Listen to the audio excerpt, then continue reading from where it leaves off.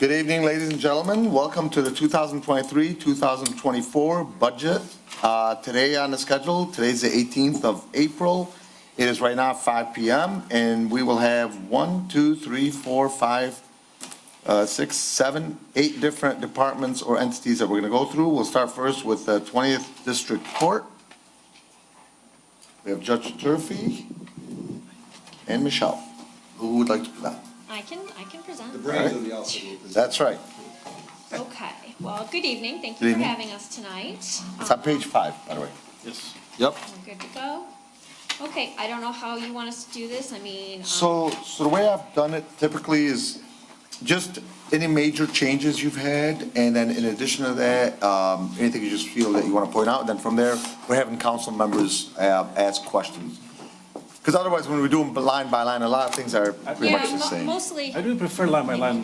Okay. You do prefer line by line? Don't you prefer line by line? If you want at least the first few. Doesn't matter to me. Really, can go there fast. hasn't been a lot of changes. Most. Well, just go through the ones maybe that change, or if, if the councilman wants it, that's fine. Like just if we can, the first one, whatever the salary is for, like who does it belong to and stuff like this, Okay. like so. Yeah, that's different, but what I'm referencing, councilman's, like some of the things in here, like for example, life insurance. No, I understand those stuff. Fringe benefits, these are things that are pretty standard. But go ahead. Okay, I can start with the salary elect. That's the judge's line. We pay up front and then they get reimbursed by the state for the judge's salaries. Those are state. The salary line item is our full-time employees, which we have 16 full-time employees. We have 2 judges, but they're part of the salary elect. The retired prior years is blank right now because we don't have anybody who retired that was collecting at that point in time. That may change because we have one who's just gave in her 2-week notice, so that item might need to be calculated. I'll have to talk to Cindy about that.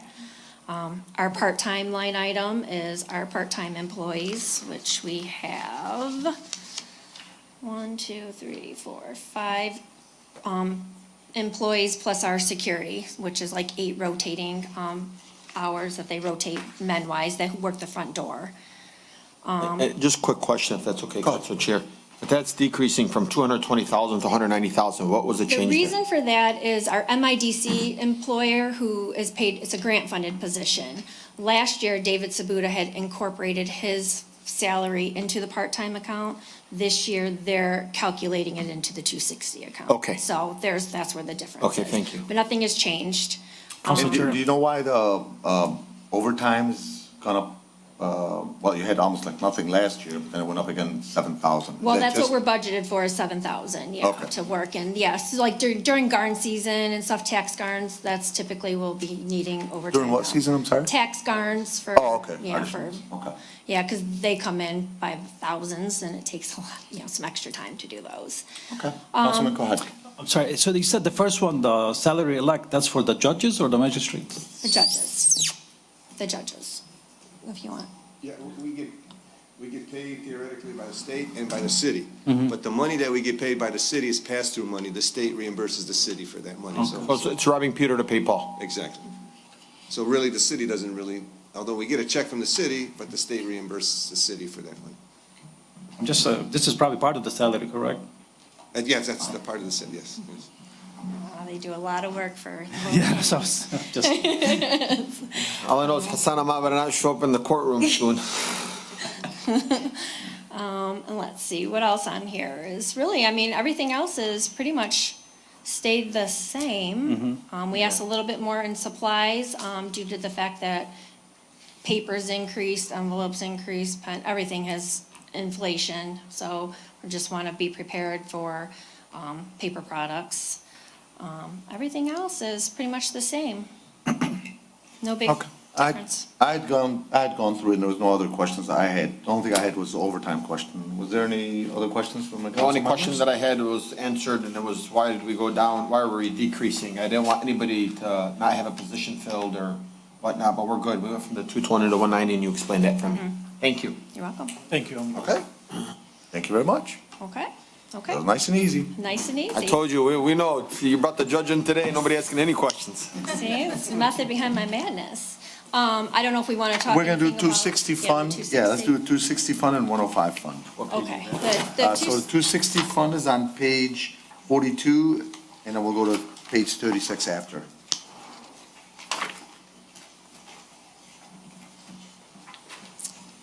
Okay. There's not really much on The 42. 260 No. is the MIDC right here. So the 260 account is the Michigan Indigent Defense Commission Fund, which is a grant-funded thing for our court-appointed attorneys.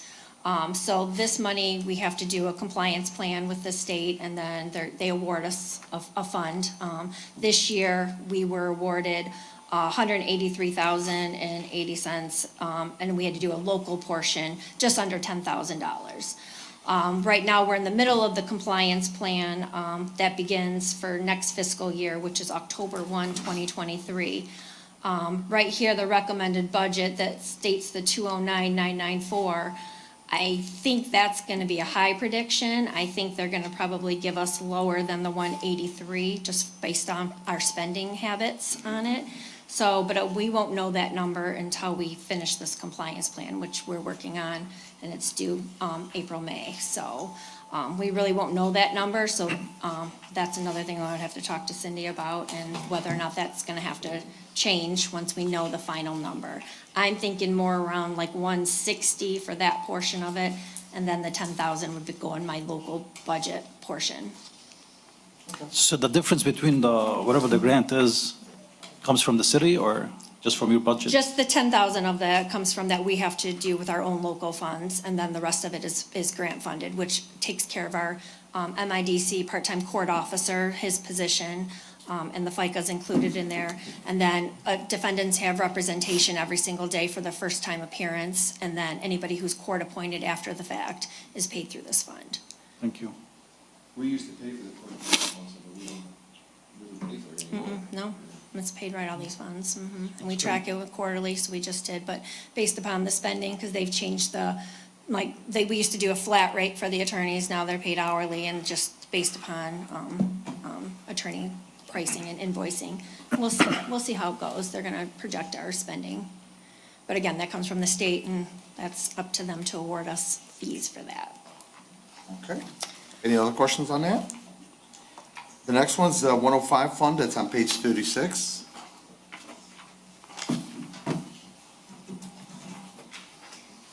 And that was slight increase.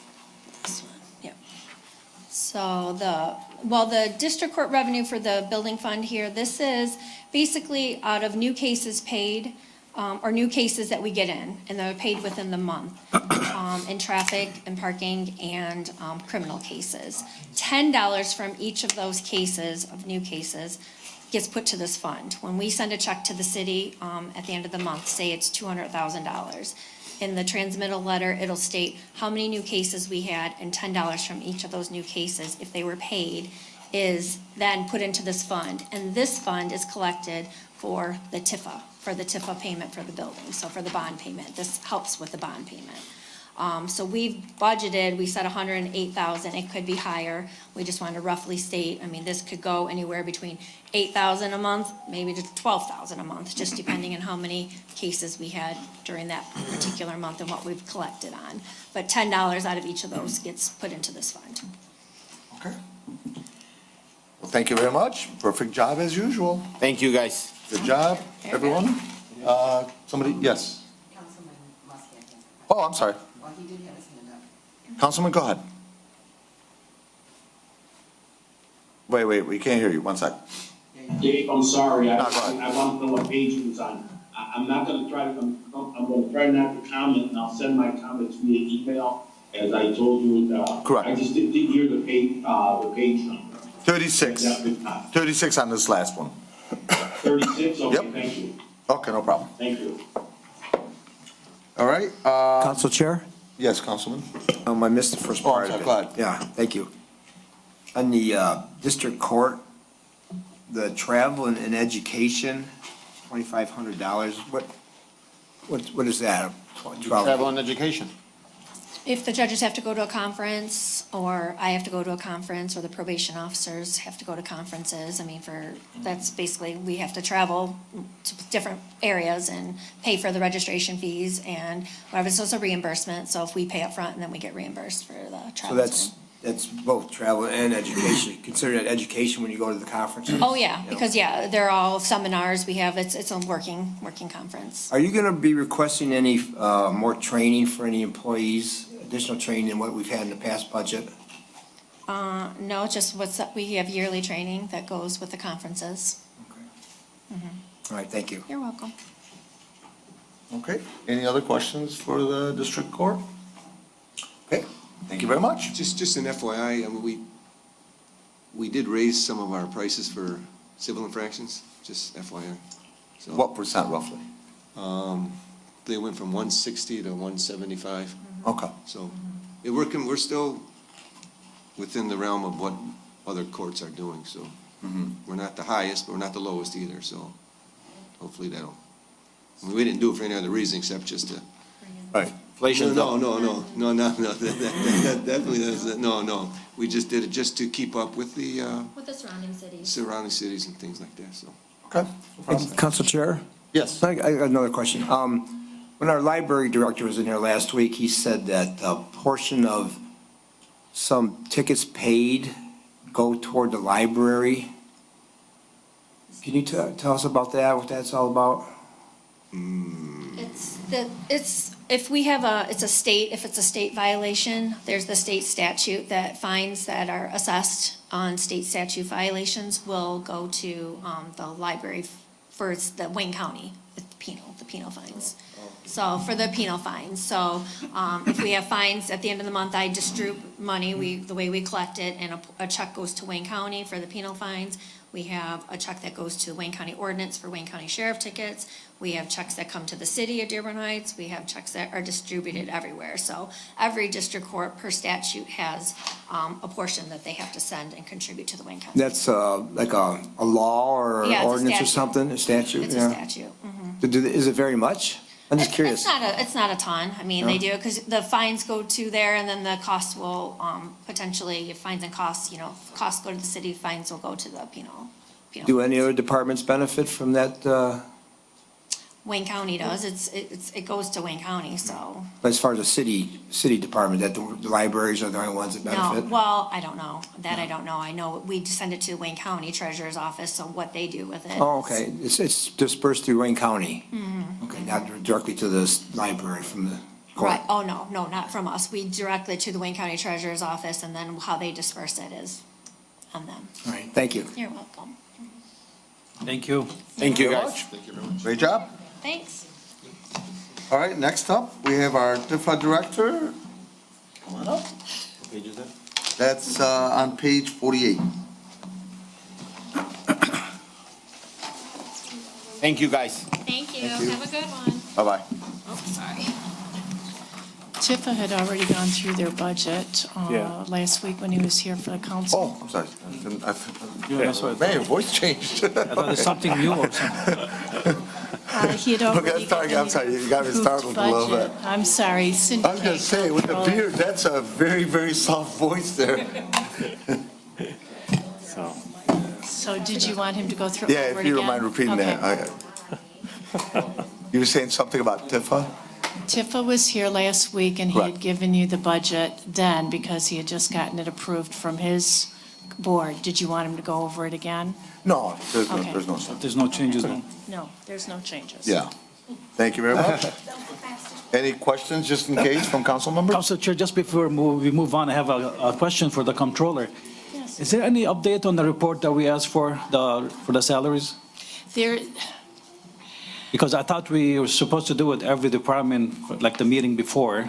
Yes. It's been 3 meetings so far. yes, and I have had negotiations for the firefighters and the police supervisors. I had to get all that out, so I am putting it all together for you, and I will be sending you a Soon? packet Okay, very thank you very soon. much. Can we I have a promise. list of every car driven by an employee in the city too, like who's driving that car? Absolutely. Thank you very Absolutely. much, appreciate it. Okay, I believe the chief of staff has it. So you all have it because it's always in our insurance package, but I can send it. I know, but it's been changing. I mean, we've been getting new cars and stuff, so. You're about to see it because the renewal is currently being negotiated, so you're gonna see it within the next month. It happens once a year. Council Chair, also would like to know which employees take vehicles home. instead of using them during the day and parking them at night here and driving their own vehicles home? There are a few I know. I know there's the fire and police. Yeah. Fire and police do. Police and the mayor, I think. And I think I don't think it's all of them, though. I think No. it's just the chiefs. Yeah. But I can get you that information. Yeah. Council Chair, while Tom's here, can you come up here for a second? I wanted him to show his jacket he's wearing. He bought that at, no. Can you give us any exciting news about Van Born corridor? Can you get anything that, I mean, are we getting some funds for that, or how much, or?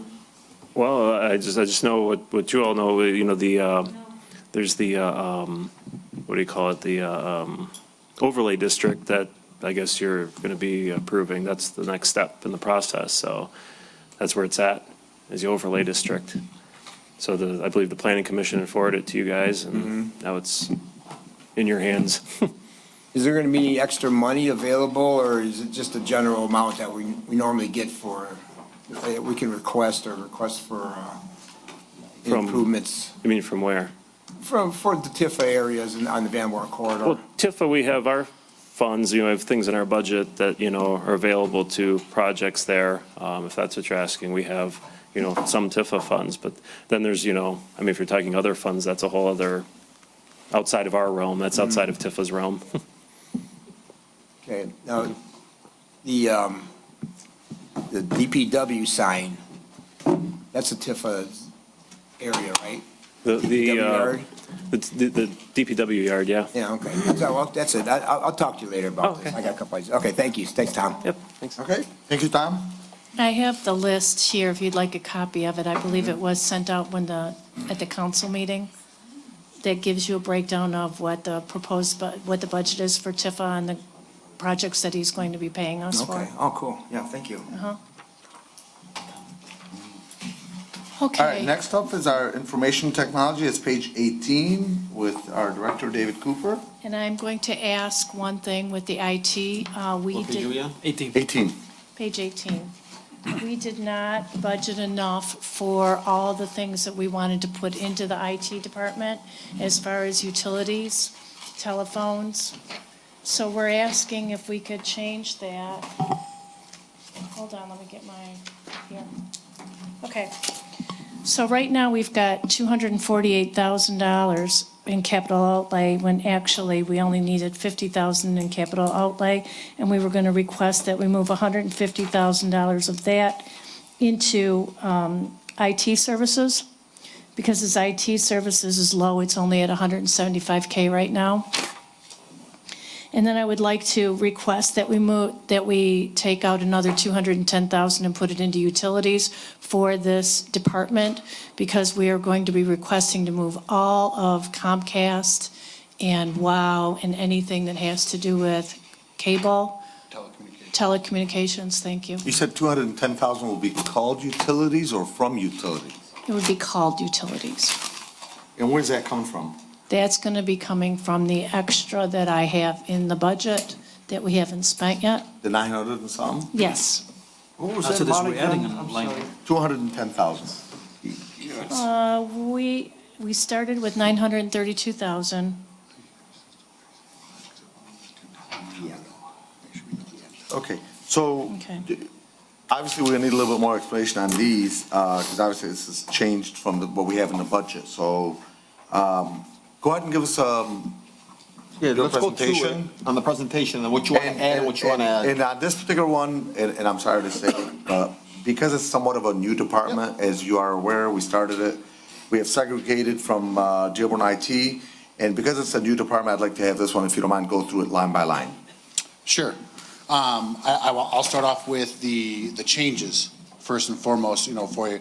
Correct. It is the desire to be able to move all of our utility services, like all the different phones, different departments, instead of each department paying and handling their own, because right now, for example, invoices that will go off to different departments, still we want to be able to centrally track it, and it's become cumbersome onto that. So now we want to streamline our processes instead of having all the different departments to manage their own, it's all gonna come through my department. We're talking about, do you mind, Council Chair? We're talking about landline phones or cell All phones? telecommunications. All telecommunications. Where some buildings, have a WOW, some have a Comcast, Xfinity, AT&T, whatever it might be, anything telecommunications will come through my department to help streamline everything for the city, so we truly know what we're spending and utilizing our money for. So the cell phones we're gonna have is gonna go through that department too? Yes. I got just a quick question. Will we lose the money that we get paid to from WOW and Comcast and the rest of those? Or is that a separate thing? No, Because I know we have it's really to help for tracking purposes in all regards. He's referencing the PEG fees that come in. Oh, no, definitely not, no. Nope. Okay. So in that, obviously, right off the bat, there was quite a bit of a change in the salary. What is that all about? In salary? This is item 258-706-000. The first one. First line item.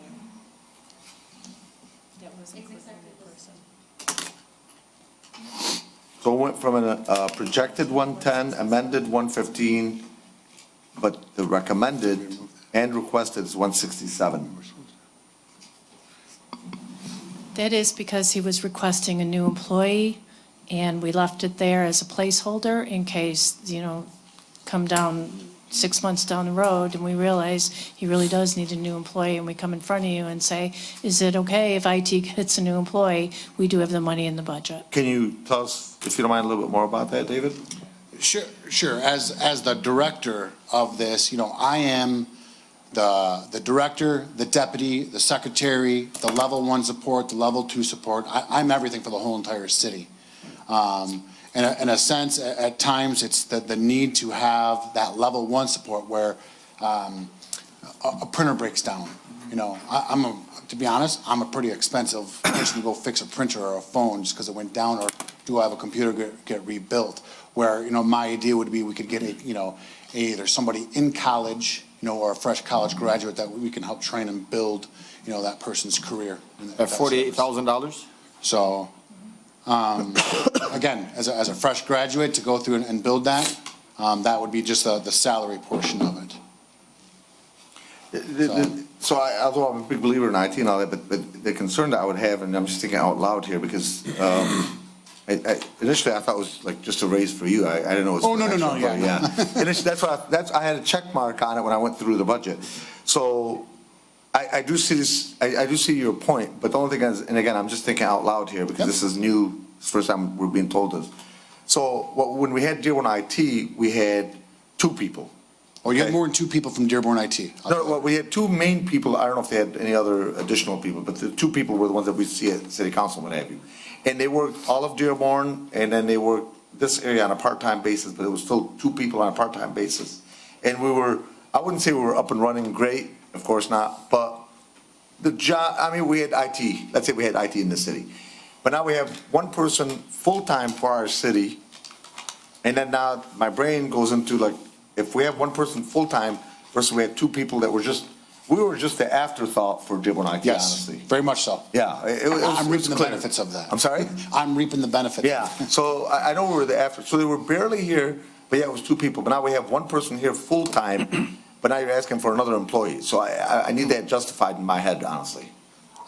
Again, throughout the 11 buildings that we have here and where we should be and where we deserve to be, to truly try to get that, I'm roughly 1 person for 450 employees that we have, throughout the city, amongst the 250 computers that we have, the multiple servers, the over 100 printers that we have, again, over 400 phones that need to be managed, all the modern day cybersecurity, watching to go through all that.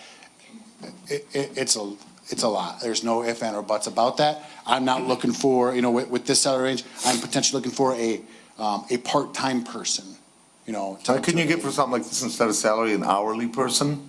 Just 2, 3, 4, whatever hours a day? Wouldn't it be cheaper?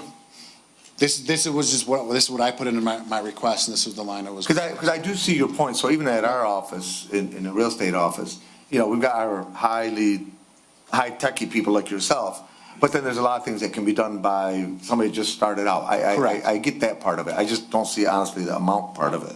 If we want to move it out of a salary and move it into, where it's a part-time, hourly person like that, I've got no It problem. actually be cheaper though, Counselor. It might even be cheaper to keep it on the salary though. Yeah. You're not reaping the benefits. Somebody's not working overtime, somebody's not, Council it Chair. might be cheaper than But 48,000. what I'm looking at right now, we're looking at $57,000. No, we're looking at 48,000. 48, I'm sorry, 48. 48,000, but, Mr. Mr. Cooper. No, I want- 57, he's right. It's 57. 115 minus one. No, No, it's it's 110. 110. 110. 57. Oh, okay, I'm sorry, I made a Yeah, mistake. that was the I- previous, yeah, I Is got it, is it Michigan State guys? Yeah. Okay. I mean, Go ahead. Council Chair, we won't. Council Chair, keep in mind, whatever we had from Dearborn, there were the level one IT he's talking about, basically fixing stuff. I mean, now with the director, we're moving the city to the 21st century, which we need them to concentrate in exactly, where we need to be. So I truly see this as, I think, an advantage for the city, and I truly see it like we do need it to help the director. Okay.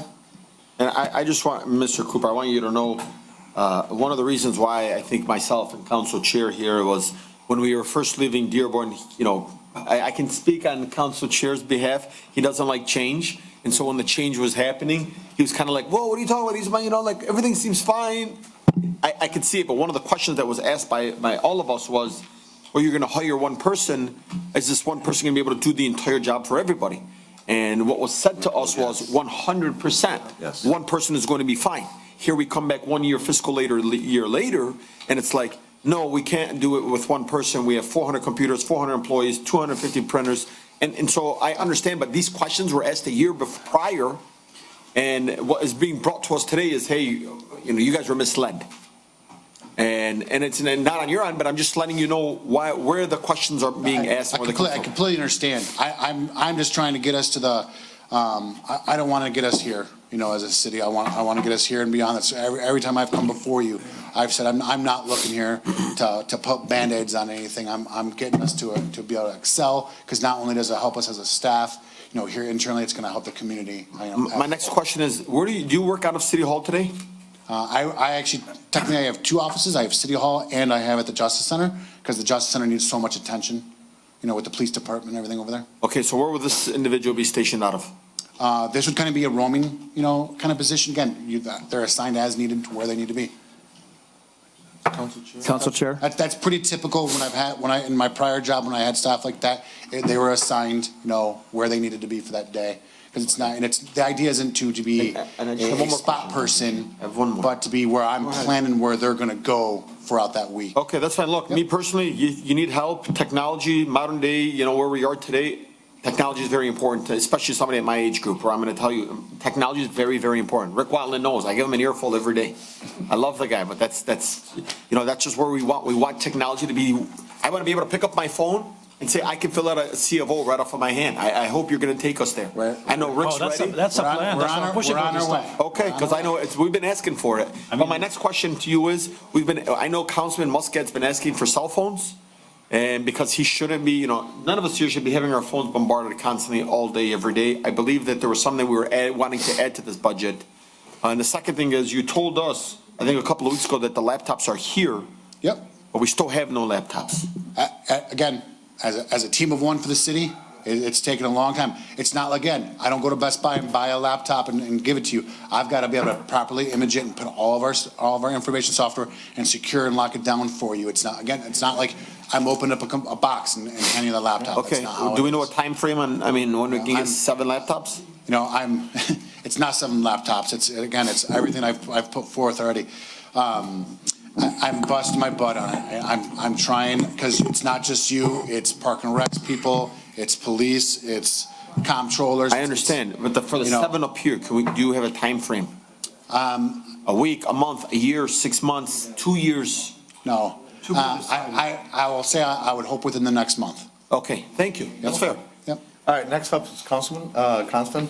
Thank you, Mr. Cooper. Yes. I mean, you get a 2 weeks vacation, right? So you're off for 2 weeks for vacation. Nobody's gonna be here. We have 250 computers, so you need somebody else, another body here. That makes sense. Hourly salary, contingent, full-time, it makes, I was a part-time prosecutor in city of Dearborn. They had probably, back in that little room there, they had 5, 6 people. all with computers in their IT department. So, I mean, I think it's, well spent. It's, computers break down, there's a data breach or something, it's, saves us money in the long run. Thank you. Also, just one more question. Councilman It's not in the Wenzel's budget, next. just, One second. Go ahead, Councilman. You guys. just, do you have a system now when somebody asking for service, like, do they email you? or- Help desk system, Yeah. right now it's email. I'm literally tomorrow putting our final touches on our official help desk ticket system. Ticket Gonna push system, that to that's- everybody. Yep. Okay, thank you. Councilman Wenzel, go ahead. Thank you, Council Chair. Here we go again, when this department was created, it was, what is the salary for the director, the IT director? I'm 110. 110. And that was going to be it. And I said, no, play the tape. I said, there's going to be another 100,000 for this, 100,000, keeps adding up. And since then, we've added 300,000 for this new program that we need. And we don't want to be here, as the director said, we want to be here. Well, every department wants to be here. And we can't give everyone everything they want. Councilman Baydoun said he wants to pick up a phone and say, hey, I want this problem solved. I want to pick up a phone and say, hey, I need a cop right now. We don't have enough cops. He said that he's one man for every 400 people. In the city of Dearborn Heights, we have one officer for every 3,000 people. I mean, we got to put our priorities in line here. We cannot add more employees, more programs on this budget. We have to put a freeze on that.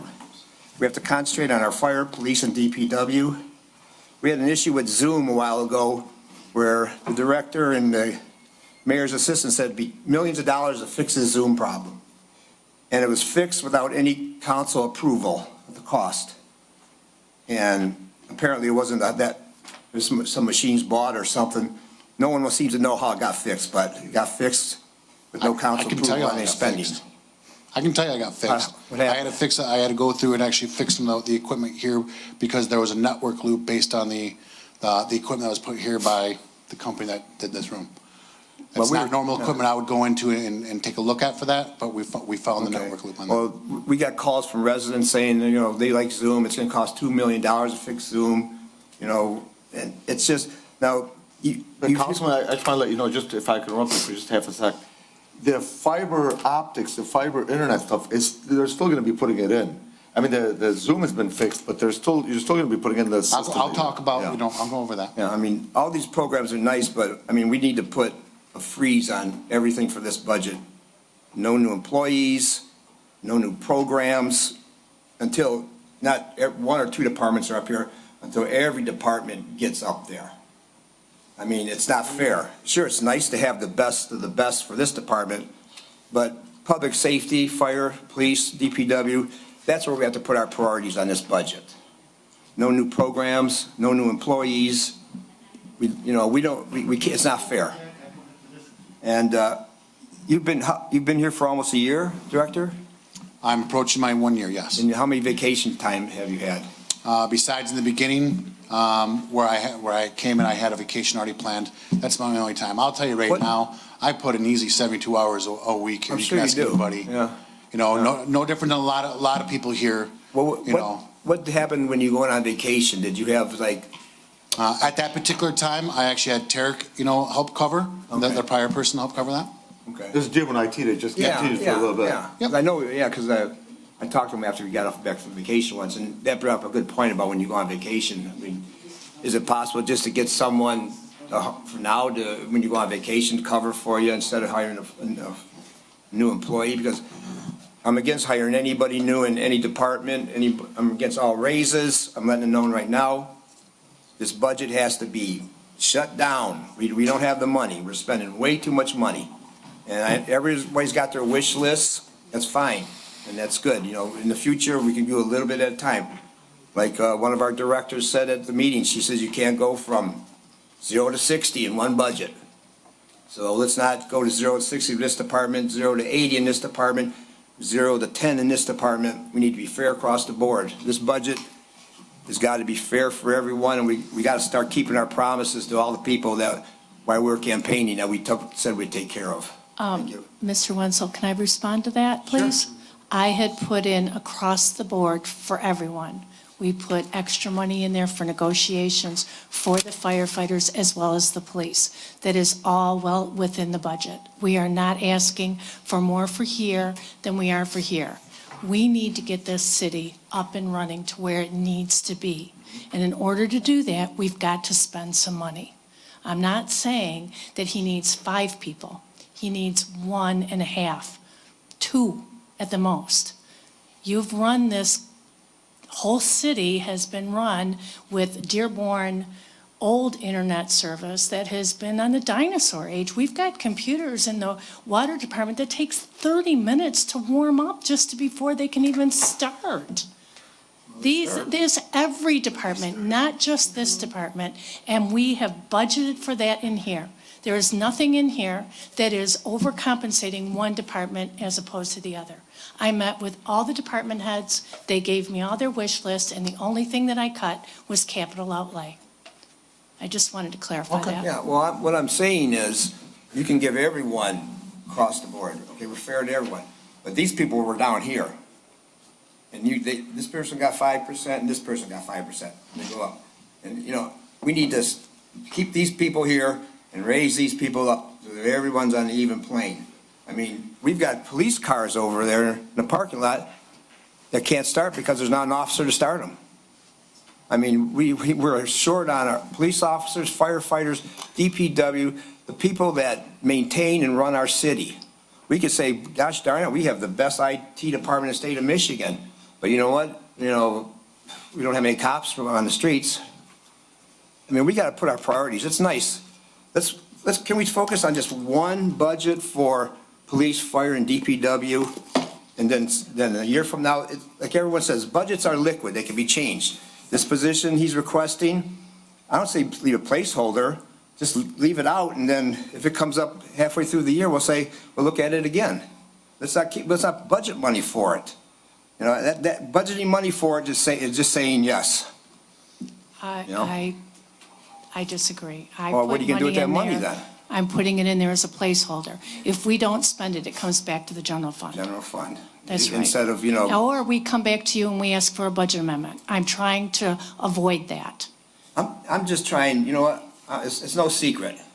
I'm fighting for our fire department, our police department, our DPW department to be the highest paid in this area of Michigan. Not competitive, the highest.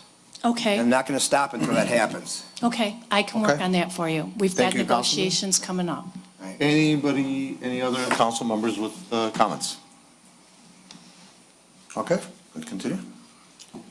I'll jump to the IT services, because the next couple lines are the benefits and Right. fringe. Is that okay? Yes. Okay. So the IT services there, on the paper that in front of you that you've got it's the 175, that's a continuation. Actually, what Ms. King, requested was to actually, bump that to we actually shift, that money that was originally in the capital outlay to actually move that into the IT services. Okay, so this one's changing, Director, because the actual use, as it looks like by the end of this fiscal year, is going to be at 132.5, but then you're asking 175. So what is the 40,000 roughly for? I'll say that projected is a little low in all reality. And the IT services, that is going to be, our to pay for a lot of light software licenses that we have and that we still need to be able to get. Again, it wasn't, I didn't come in and say, hey, I'm gonna drastically enter into a 2-3 year contract with a whole bunch of these other services. The IT services actually is what the Civic Plus that we talked about is what actually come out of. That platform there. So that's why it was mistakenly, put in there as the capital outlay. That's not Civic Plus is not a physical object, so it shouldn't have been put there. So that was mistaken on there. But then also the IT services. So that number is going to be 150 then, 150? No, the IT service will be 375. 375. Yep. Okay. Because the capital. So you're adding the outlay- 150 to it. Because the capital outlay is going to go down to 325. 50. 325. 150 plus 175 is 325. 325. Must be a Michigan State guy too with me, huh? Nope, let me make sure my numbers, we're going We moved. We're moving 200 up to it, so it's 375. We're moving 200 to it. Because the 200 control- was She has. But she said, but the controller said that IT services is gonna be 150. And then And 210 then K 50,000, and then, the capital outlay is supposed to be 50. So 50 is gonna stay in capital outlay. 50 is gonna, yeah, So we're And then moving only 200. 150 is being added.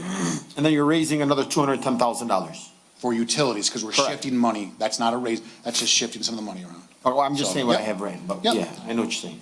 So, again, the 200 out of capital outlay, to bring that down to 50,000, that 200,000 is gonna go into IT services, to bring IT services up to 375. Minus capital.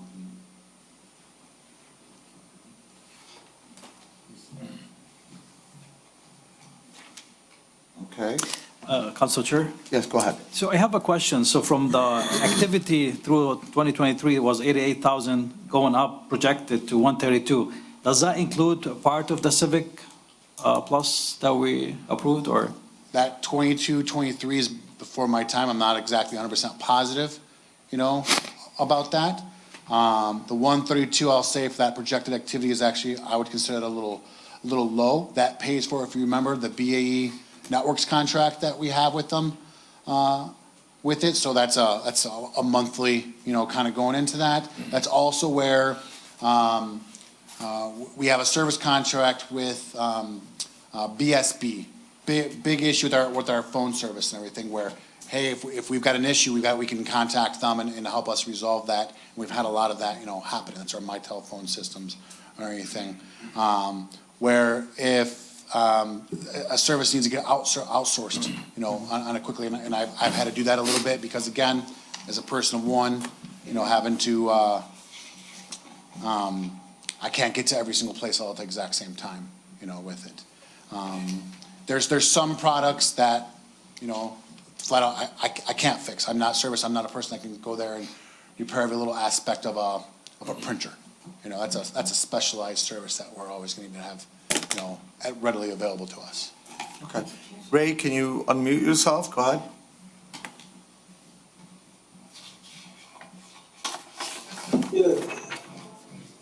Thank you, Council Chair. I just would like to know if the comptroller can send us a new page with the changes made on there. I got so much scribbling here, I'm not gonna be able to read it, on the changes for the IT department.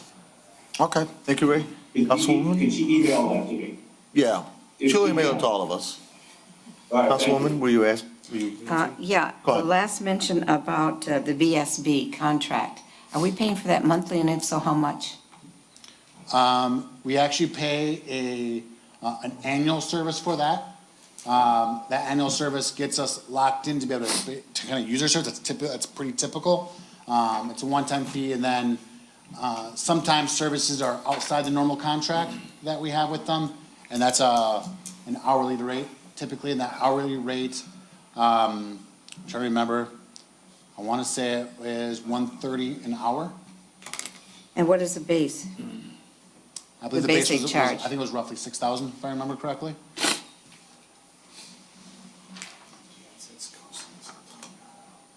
Is that reflected in this somewhere, or no? That's what the IT services would cover. It's under- It's all, yep, that would all be covered into that. okay. Director, can you give me just an abbreviated version of the fiber internet for all the buildings? Is that gonna slow down things in the city? How much does it cost of that roughly? When do you anticipate doing that? So, yep, that And the is. change, and then the advantages that we would have. So, what I'm looking there is getting our dedicated internet for all of our buildings, again, building redundancy in there so that if internet goes down, we can transfer internet. For example, when we had the ice storm, police station, of all places, was down internet. Because we had private fiber connecting the city hall there, I was able to transfer the internet from here over to, the police station, so they didn't have any more downtime with that when we were actually able to get the generators back up and running. The fiber internet rate there is to have one consolidated internet connection for the whole entire city, and we have our own private network here instead of being reliant on not having a WOW.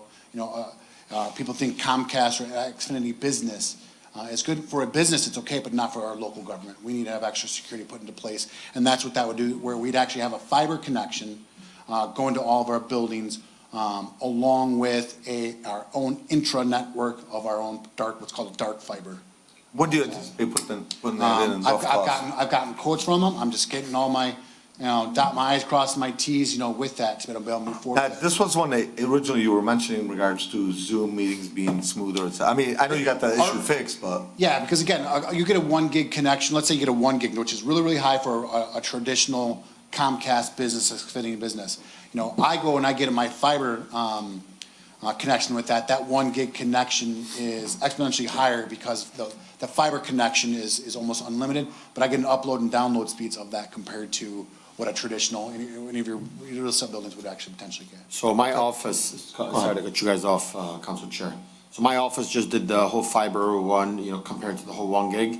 And the transition, and I want everybody to know, was like, internet was slow, but now it's like, Yep. it's just so fast. But the actual transition though, digging up underground and running whatever they had to do,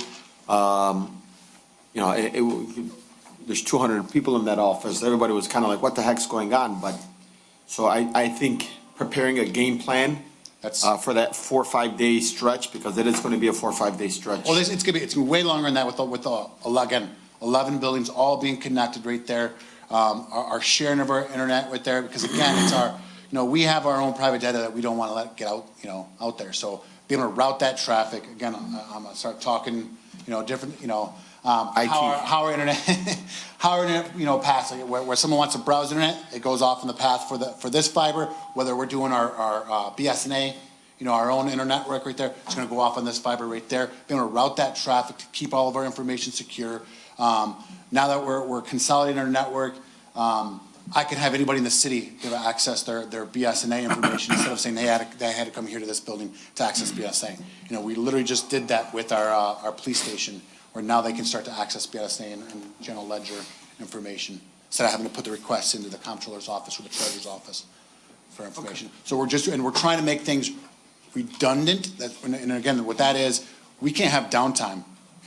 A traditional business, yeah, you could close, hurt your business. I look at it as we're not allowed to have downtime. I can't lose internet, not in this day and age in our buildings. Okay. Is there any other questions? Council Chair? Department? Yes, Councilman. We need this, not only email, I have to get a hard copy. I want to replace this. I can print it, I guess, when I get home, but, this whole thing's got to be redone. What it actually is involved, included in the IT services and how much each one's going to cost? Is the new total is going to be $175,000? Is that the total? Or is that going to be more than that? 375. 375? So, We're shifting the money. Yeah, shifting the money or and adding money or whatever. That's, I don't know. I can't buy this. I can't tell. Like Councilman Muscat said. And also this fiber optic, is this in our city's master plan for the future, or It is. when is it planned? Which year? This year, everything with Mr. Dibs, we're going through some of the things to plan. We're coordinating all that effort, right now with it. It's got some plan already of dates. Tentative dates. We're I'd say a second step of our initial discovery of what it's going to take and everything. Getting the quotes so we're getting our budgetary numbers so we really know what it's going to cost. It's hard for me to say what it's definitely going to cost us simply because. I don't determine those costs. It's going to be Comcast, Xfinity, 123Net, all these different companies that we're going to approaching them to be able to, use their dedicated internet fiber for that. So it won't be our own, it'll be someone else's, like AT&T's We're actually going to have or both. something. We're going to have both because, again, redundancy in there so we don't have downtime. We're going to use their We got to pay for someone's overhead internet. lines. Yeah, we got to pay for someone's internet access. No matter what, you got to do that. It's something like this. This should be something that, if we're going to do this, I imagine it's millions. No, it's not. It's Probably. a regular house. No, it's not million. I guarantee it's not millions of dollars. Okay, but we want to get the most accurate numbers, from multiple companies, so we can truly, do this right. Well, I'll tell you what I suggest. I'm not an IT guy, far from it, but any place we could put or use a dedicated fiber optic line that's underground, utilize that as much as possible instead of everything overhead. I was here at meetings a year or so ago, and we were having these power outages, And I said, why don't we start on new construction and new developments, everything underground? And everyone looked at me like I had two heads. And we have all these problems with power outages, and guess what runs right underneath the power lines? All our cable lines, all our fiber optic lines, they run right underneath them, right below them. So when a branch falls on the power lines, guess where it's gonna go next? Right onto our $1 million fiber optic line. So if we're gonna invest in this and you wanna be the best of the best, you know, let's get a plan to go underground as much as possible. I'll tell you right now, we're not planning underground simply because then it would be in the millions. The initial, might be I'll tell you now, grants. Are there grants the initial involved? pricing is about 200,000. Are grants available on this? Have we checked that out? Of course we have. Are there any I'm looking available? I'm looking at all different sources to pay for this right now that we can. I'm constant contact with Mariana and just different avenues to pay for everything that we need here. Well, I think we should, you know, not jump into it. Let's. But we're not committing to this. No, let's get everything we These are can. just recommendations, by the way. He wants to start this year. Yeah, I know, but That's jumping into it. But this is just an FYI, there's still, Yeah, I know. he's still looking at, there's nothing that we're committed to yet. Let's think, you know, let's think outside the box sometimes on things. I'm willing to spend money on something that is good for the future, you know, and good for the budget, but in a timely manner. I mean, hundreds of thousands of dollars on this year's budget ain't gonna cut it with me for this. I mean, next year's budget, maybe we can start working on it. Like I said, we can't just jump up one department to the max. We gotta be even on everything. I like everyone's ideas, but, you know, we gotta be fair in all our departments. Okay, let's Just move on. remember, this department affects everybody. So does fire and police, DPW. That is 100% of everybody. Every resident of I the city. can give you some not just most preliminary of them. numbers right now for the fire and the police if you'd like. Because I can tell you right now that the police are making anywhere from $38 to $41 an hour. And your firefighters are up there about $87,000 a year. And that's before we even start negotiations. $187,000 a year? No, I said 87. 87,000. That's on an average. On average. And that's Okay, before we includes even start supervision. negotiations. Okay, so, Councilman, we're way off track here, so let's get back to this. So for IT, is there any other additional questions for IT? Yes, Council Chair. I don't know if I missed this line, the one before the last, maintenance equipment, when I was outside. So I know you were budgeted for 50, we didn't use that much. 9.8, it's 932? So again, right now it's low because I have, you know, where it's doing the estimated for that 4,176. Because as I've talked about with a lot of our network switches, that's where that kind of money is going right now, where we just haven't received the invoices for them. I'll tell you right now, that money is spent. We just haven't gotten the invoices for them. Okay. So, See, there's no way you think that will be included in 375 with the IT services? IT services are not physical objects. Okay. You know, so those are, again, it's a service contract with somebody to perform the service for me or the city. So what's the capital of the fiber? That's, so your repair and maintenance equipment there is, you know, like, for example, I had a phone switch die on me at the police station, where they lost their 911 dispatch admin lines. Okay, that was an emergency, that's a repair, that's where that's coming out of the repair and equipment. My capital outlay is my projects that I'm planning Got it. for. Thank you. Yep. Okay. All right, thank you very much, Director, appreciate it. Was there anything else, or? Good job. Okay. One last question, Director. Sure. 1 month. That's a statement, that's not a question. 1 month is all you need. I am busting my butt, I really am. I know, you're doing a great job, man. I know it's not easy. Good job, Dave. Honest to God, Mr. Cooper, I can't even start my computer without having anxieties. I can only imagine everything else that you're dealing with, but I think it's only fair that, you know, the tablets that we have, it's not accessible, it's not easy. You know, I'm reading my packet through my phone. And really, I think every single person on here has requested for a laptop. You have them. Let's just get them out as soon as possible, please. I will. Thank you. I know you will. I know you will. Thank you.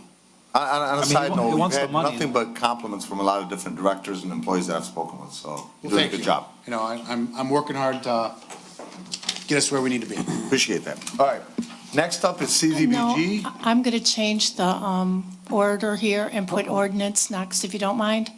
Ordinance. Yes, Is that okay with you, Director? All right. thank you. So we're going to go to ordinance. That's page 24. All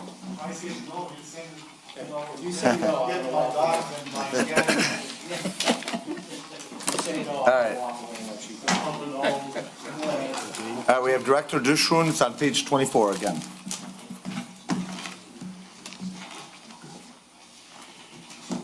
Good evening, everybody. Good evening. My budget is pretty straightforward. Right now, I have 8 full-time people. Not looking to change that right now. The salary might be a little off. I think it's relatively accurate.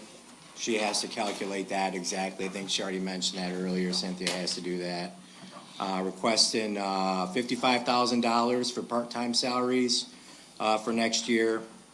Overtime was brought down to $15,000 because we weren't using the budget. For the clothing, solicited is at $2,000. That was also reduced. Supplies has stayed the same at $7,000. That's what I'm requesting. For dues membership, $500. That's for various animal control organizations that we're involved with, NACA, MACO, to name a few. The Animal Pro has gone up. That is up to $70,000. If you remember, we just renewed our. What is that? That's the contract with Michigan Humane. Remember, we Michigan just approved that? we just approved And that was increased, so, and that's subjective. That's not necessarily gonna be that amount. It varies from month to month. Up to? I just got the bill this month and it was $2,800 because there was people that redeemed their animals, so that reduces the bill. So that's approximately what it could and should be for the year. The contract services, I'm requesting $40,000. What does that cover? The contract services? Yeah. That is my leases, and we currently are doing Balfour board ups out of that. I think we are going to separate those two. So just the lease agreements are in there. This one, if you look at it right now, I want to So why'd brag. that one jump so much? From what was, from, That was, 37.5 up to. well, no, I understand, but the projected use was 7,475. I'll explain that. Okay. This is a bragging point right here. Because when I traded my leases in, if you remember, I got a credit from Enterprise because the value of cars was so high. I got we had a $30,000 credit, not me, the city got a $30,000 Enterprise credit, and that's reflected in this amount. That's why it's so low. Okay. So I actually bought the 2017 F-150 because the cost was $5,500. That's a steal for 2017. Yeah, I remember had to you- jump yeah. on that. And then I turned the other ones in and we got the credit. And that's where the credit ended up at, is in that account. So that's why the amount used in that, the activity is so low. So it's gonna go back up once the credit is used up. I still have the credit in the account. Does that make sense? Yeah. Okay, so, and again, that we have Balfour board ups, and we send a guy out, or the police department sends their bills to us as well for board ups. If the police go out and they find a property that's vacant and it's accessible, we want to secure it so nobody can get in there. But you don't contact the homeowner first initially? If it's vacant, Oh, property owners? we don't have time. If it's at midnight, the police will call and they'll do a board up and have it boarded up so it's secure. We try to minimize that because it's so expensive now, but if they call for it, Balfour will show up 24/7 and secure the property. That's the most important part is public safety. We don't send it to taxes? You don't tax. It will, yep. It'll be sent to it'll be billed on their taxes. Yes, that is correct. They will be invoiced for the property, for whatever is done on the property at that time. Okay. Motor fuel is still at 20,000. That's kind of hard to judge. That's just seems to be a good number for us. Sweet spot. Yeah, exactly. For repairs and maintenance, I have it at $6,000. What does that cover? What maintenance of what equipment? So I have 2 vehicles that I have now. I have the old ACO truck, which isn't really that old, but it is because the box is very old on it. I have the 2019 F-250. It's out of warranty. It's got about 80,000 miles on it already because we use it a lot. So any repairs that we have on that everything's expensive now, as everybody knows. So mainly right? just Yeah. vehicles. To cover that, and then the 2017 as well is out of warranty, so if anything needs to be done on that, tires, we put tires on that, I put tires on the ACO truck, not too long ago, that was about, I think it was about $750, so every one of those things adds up, so we have to have money for that, for the oil change and stuff like that. Okay? Okay, thank you.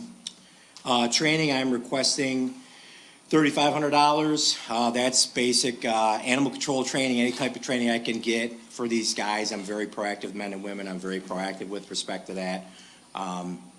So that's why I asked, because I have an additional employee now, another full-time employee in the TIF district. So I have to, I asked for a little bit extra in that. And then the last, but not least, line item that I have requested, capital outlay for $65,000 for the animal control truck, and I'm sure Councilman Mo Beydoun will support this 100%. Well, I'm gonna pause there for a second. I'm actually gonna ask that we increase that an additional 20,000 and comptroller, and I'd like you to amend that for us. Because I know that we were asking for that gun for the animals to kind of. The net gun? So let me run you guys through. There's like a net catcher is what it is. And so there was, some of these ordinance officers are facing some of these animals, and some of them could be getting attacked, or, the animals are running away, and it's like you're chasing this animal. One, you're putting the animal's life in danger, you're putting our ordinance officer's life in danger. And I asked him, well, why don't we have net catchers like other municipalities? And he said, well, we've never budgeted for it. So I know we have 900,000. I'd like an additional $20,000 to, one, be there for the animal and for our employees. And Okay, thank you, Councilman, I appreciate that. Well, let's hold off on that, because obviously it's something we gotta all agree on. Let me springboard off of what he just said. But I'd also like, in addition to that, you're mentioning about an animal control truck. I mean, we have one. Yeah, so the animal We do. control truck, I'll tell you, and I'm gonna speak on this one here, Councilor Chair, if that's okay. The animal control truck has been beat up, doors are falling apart, you can't get any equipment for it, where they're still gonna use it. But, there has been times where animals are sitting inside these trucks and the door's open because they can't Okay, shut. but it's a two-step system for these trucks, because you got the truck, and then you got the equipment in the back for the animals. Or is this 65 for the total For combination? with the question or the problem that I have now is, we got a quote for a box last year, but I want to get the whole thing, the whole nine, the chassis and the box. What Councilman Beydoun is speaking about is the actual animal control box that's on there now is the one I used when I did animal control. I think it was made in 2007. So that thing probably has about 250,000 miles on it. It's aluminum, like Councilman Beydoun said, the doors don't shut. The double door, the one we have where you put a large animal in, it won't latch properly. The springs are busted. The chassis is okay, but it's got 80,000 miles on it already. So that's what I'm saying. He's. Look, I went through it, and I'll tell you this, I called them one time, somebody sent me a photo of a Dearborn Heights truck with an animal back there, and the door was open. And so can you only imagine the liability that would be on the city? So if I could add, okay, so, I mean, I've not personally seen the truck, obviously, so if I could ask the chief of staff, just to make sure through the mayor's department, has that been assessed? Is that something that you feel is a need also? Oh, I'm sorry, okay. So ordinance is asking for an animal truck. My concern is, of course, we already have an animal truck, and I know there's a box in the back, but then, is the truck also old? They're both old? The chassis on the truck is a 2019, but it has 80,000 miles on it. That's how many Okay. miles put on it. The box has. So has anybody from administration, I mean, everybody, like Councilman Wenzel was mentioning earlier, anybody in any department would like to have everything new and beautiful in the whole 9 yards. But I'm just asking right now for administration, have they checked the truck out? Do they also feel that there's a need for this? I also, before she says mine, I do want you to know, he requested this last budget, and it was turned down. Correct. And it is in your budget. There's $65,000 in there. We have two alternatives. We could try to get a box and try to accommodate it to the old vehicle. That's a little bit harder because there's not that many companies that produce this type of boxes. It's typically easier to just get the truck and the box made together. But but we can try to play around with whichever alternative you want us to go forward with. My ask is in terms of checks and balances, and again, and this is with due respect, Director, but everybody's gonna want the nicest and greatest, I get it. So what I'm asking, in terms of checks and balances, has administration / the mayor's department seen this, and yes, it is a need? Yes, we believe we delayed it as much as we could, as Mo just mentioned, it was there last year. Okay, well, that gives me even a third, So we didn't give it last year, but this year, I do think we should do something about it. Councilman Ahmad? Thank you, Mr. Chair. So I have two questions. Is the truck that we have right now, is it worth any money? Like if we're trying to sell it? I'm glad you asked that, Councilman Ahmad. That is an option that we have to sell it. I believe there's obviously there's value in the vehicle itself if we wanted to sell it once we got a new one. I'm sure somebody would buy it. I'm just not sure how much. Council Chair, just some food for thought. What if we bought a box, kept the truck, and now you had two trucks? Now the wear and tear on there is less, and long-term, we're thinking a lot smarter, we're working a lot easier, and you would keep the kind of the new one, just kind of storage, so have a new box, use it. I mean, that would be my personal opinion. I mean, the city's only growing. I would like to keep both vehicles, but it is an option to sell. I think there's value in the one, despite the fact that the new one has 80,000 miles on it.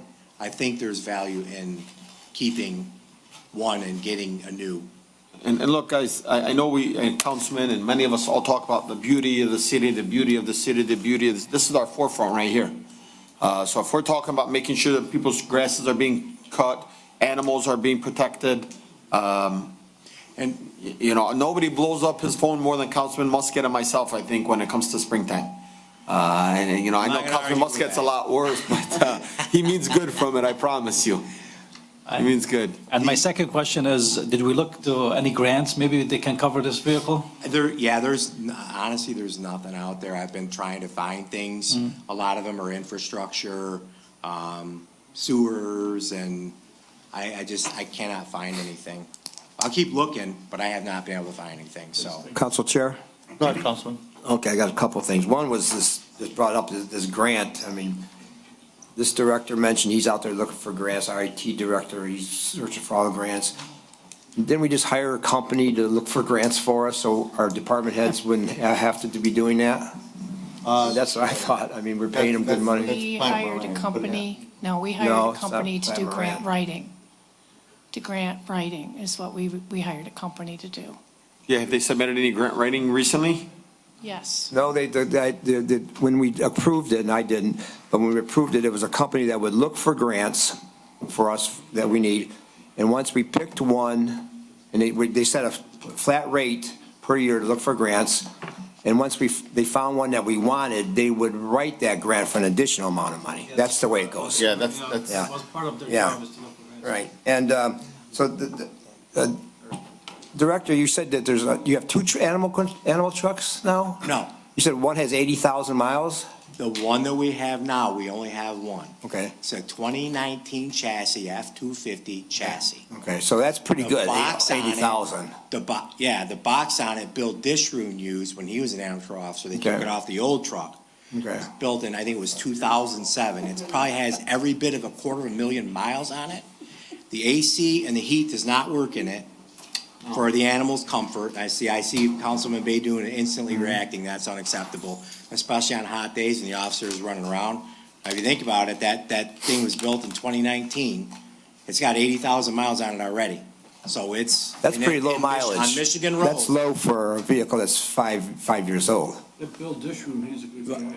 Yeah, you get average 12,000 miles a year on average. They're hard miles, though. These guys, they run, Well- police department uses it. I know, I wouldn't be against having two trucks, animal control trucks, because I talk to them all the time on the road. An ordinance officer, when he's just doing ordinance, will use that truck sometimes. You know, he's not out there specifically for animal control. Sometimes I've run across that situation, so don't disagree with me. I've talked to them. No, well, I can tell you what they do when they're out, each guy I don't is object assigned to it. every week for animal control. They rotate through. And then when the officer is doing the animal control duties, he's in contact with dispatch. In addition to doing the animal control duties, he follows up in his area if he has time. Yeah, or I if have he no finds objection to them. that. Yeah. I mean, they're out Yeah, there. and that They're might out be there part of the doing reason their why there's so job. many miles That's on it. the main thing, is they're out there Yeah. doing their job. Oh, And absolutely, if they yeah. run across a situation where you can use a truck, great, it's great, you know? But, you know, we should look into some kind of bond or something, our famous bond guy over here in the corner. But, I mean, Grant money, yeah, yeah. You will see it in the proposal. Okay, and maybe, have you looked into TIFA money? I mean, I know it can only be used in TIFA zones, but, I mean, a large part of the city Very is restricted. TIFA. You know, I mean, and we could, you know, use some of that or something, you know, I mean, I don't know. We gotta look at every avenue possible, because we do, our ordinance, I've been harping on ordinance, it's very important, the blight thing, and I know, I mean, I've been cited myself, you know, I've several things especially lately. Ordinance department spends a lot of time at my house. And, but, I mean, we have to have more control. We can't have this, delay in court. Now, for years, I've been saying we gotta get the power to go in there and clean up these yards and put them on. Now we're doing that. We're hiring companies to go in there, bid on clean up on someone's property, and if they don't get it done, they're sending them in. And Director, you've been doing that, haven't you? Absolutely, Yeah, and then they put it on their taxes. Hallelujah, finally. That's what we gotta do. And we can't be waiting, though. We got to speed up the court process. It can't take 6 months, a year, year and a half, 2 years, which happens a lot. We have to have something change where it could be, hey, you go there tomorrow, write that guy a ticket, or morning, 2 weeks, he doesn't do anything, say, hey, we're coming in with an estimate. 2 weeks later, guess what? We got a company in your yard cleaning it up for you. And that's what this city deserves. Our residents don't deserve to live next door to the garbage that all of us has seen. North, south, east, and west, Dearborn Heights, everywhere. No one's immune from it. Okay. All right, anything else as far as questions? Because, ladies and gentlemen, kind of wrap this stuff up. So any other questions for Director Dishman? Yeah, Council Chair, actually, my question is to our controller. You know, and I know this is, look, guys, this is all a recommendation, right? At the end of the day, the administration is bringing the recommendation on how they believe their budget wants, and council can make their recommendation on what they believe they want, right? This is, so bring it on here. I would like to make the recommendation to increase an additional $20,000 for that gun. And I put it in there. Thank you. She wrote it down. I did. And I'd love for our colleagues to approve that, guys. It's needed. I promise you it is. You're And I gonna want to get- see council, I want to see one of the council members up here, especially Councilman Dave Abdullah, running, chasing a dog and jumping on it, you know? I've never been able to figure out. He's afraid of dogs, by the way, guys. He'd be the first one holding the gun. They smell the fear. I'd be the one running away from the dog. They do, they do. They do. I have a list of all your budget requests and everything when the directors have come here to talk to you. So you will be getting that when we're done. And then my last question But is, if you could have it, I'm sorry, Councilman, if you could have it just a different highlight, so that it stands out in the budget, come on, please. I'll put it in the budget list, and then I also will send you a separate list like Perfect. this. and then my last question is, can you also, Mr. Disham, give us an option of what just the box is gonna cost? Because maybe we did want to approve an additional box for the, you know, the 2019 truck, which still has enough miles on it, if we just put a box on there and making sure that it has AC and heat for the animals, that'd be, you know. But do you extremely need important. 2 animal trucks, though? Is there a need for that? I wouldn't say there's a need for it, but it would be nice. Some days it's Well, nice is super one thing. busy. Yeah, I mean, like I said, it's an option if we get the new one to sell the old one. There's Wrong value. answer here. Wrong There's answer. value in it. I think it's necessary to get a new one personally. Okay. Well, just, can you get those prices for? Absolutely. I've Thank you. already been pre-planning because I wasn't sure how this was gonna go. This has gone better than I thought so far, for what that's worth. Nobody's hostile yet. But yeah, I've already been exploring my options, so. Please. For sure. Thank you all very much for your support. Thank you. One last, just quick comment, just a statement. So it's not an official resolution, but just a statement. I want you to continue to focus and do whatever you can to make sure with the feral cat ordinance, doing whatever we can that we do as a city, the most humane situation possible. I did speak with a couple of different activists. They said they've been speaking with Officer Bunker. But if you don't mind, if you could meet with them whenever you can, try to get this thing to a resolution. Yeah, that's coming up. That'll be, Right. you know that. Right. Okay. Just making a statement, Yeah. throwing it out. No, Council Chair? Listen, Okay. I'm a cat advocate. I love cats. Good. I had cats. I just put my cat down on March 6th. So nobody's going to tell me about how I feel about animals, specifically cats. So I just want to thank all of you. I want to thank Mr. Jamal for his support. Tifa, Tom left, I think, Tom Roscoe. Appreciate their support. Thank you very much. I appreciate it. problem. Any other questions? Yeah, can we check, like, I'm sorry, like Councilman Winston said, if we can get something from Tifa, maybe we can use that truck for the south end. It's very specific. It's like the CDBG money, CDD money. It's very specific. I'll ask again. Remember, you It's could always gotta get be- Tifa. It has to be in that area. Yeah. And Tifa is very specific. The area south of Michigan, north of Van Born, to Inkster, and it has to stay in that area, Right. generally. Don't we- It's very tricky. Council Chair? Yes. Don't we have a officer that works in the Tiffus area? That is correct. That is Exclusively? Yes. Okay, now, Full-time, if we, bunker. this truck, maybe we can look into a repair, getting a couple bids on repairing it, because $20,000 can go, stainless steel, aluminum is a good product, it doesn't rust, it'll never rust out. Maybe just, $10,000 worth of new doors and latches and $5,000 for air conditioning, and maybe that vehicle could be designated for that TIF officer, and he can just have a car, he drives around in that truck all the time.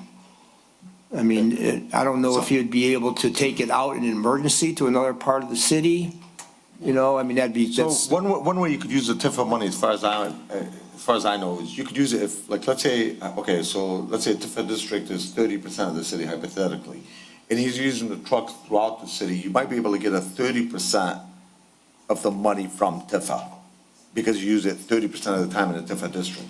That's something you may want to look into.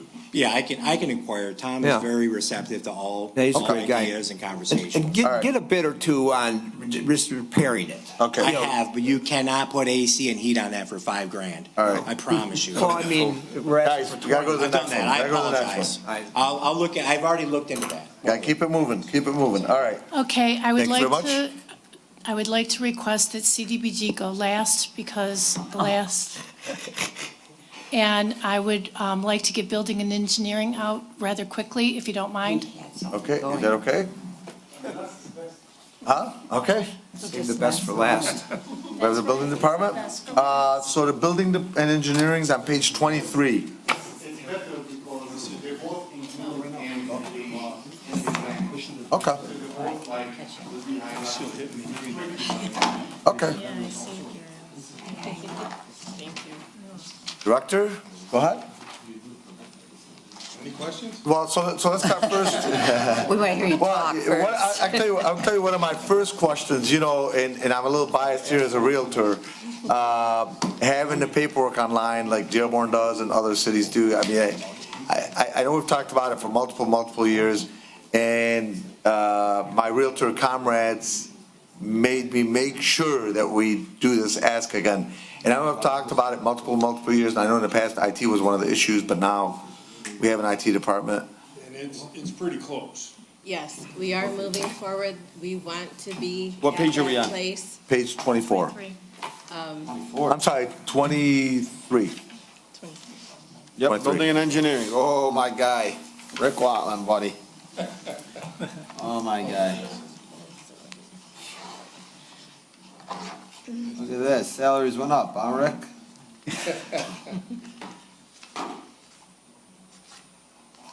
Wow. Okay, so please make sure that's on your radar. Yes. ASAP, but just to be fair, and I'm just being blunt and direct, for multiple years, I've been hearing it's coming. Can we have it now? We'll have to work with IT on that to see the program that we can use to get it on there. It might be through the new program that he's working with. Because I think it's a service that a lot of residents would really appreciate, to be able to pull up, do permits online, pull up their city inspections online, certificate of occupancies, et cetera. Oh, definitely, Council Chair, that was the So- plan, that's why we did the Civic Plus, so. Yeah. So the first, We're working on getting addresses A and B gone, because you're not gonna be able to do it through the address A and B.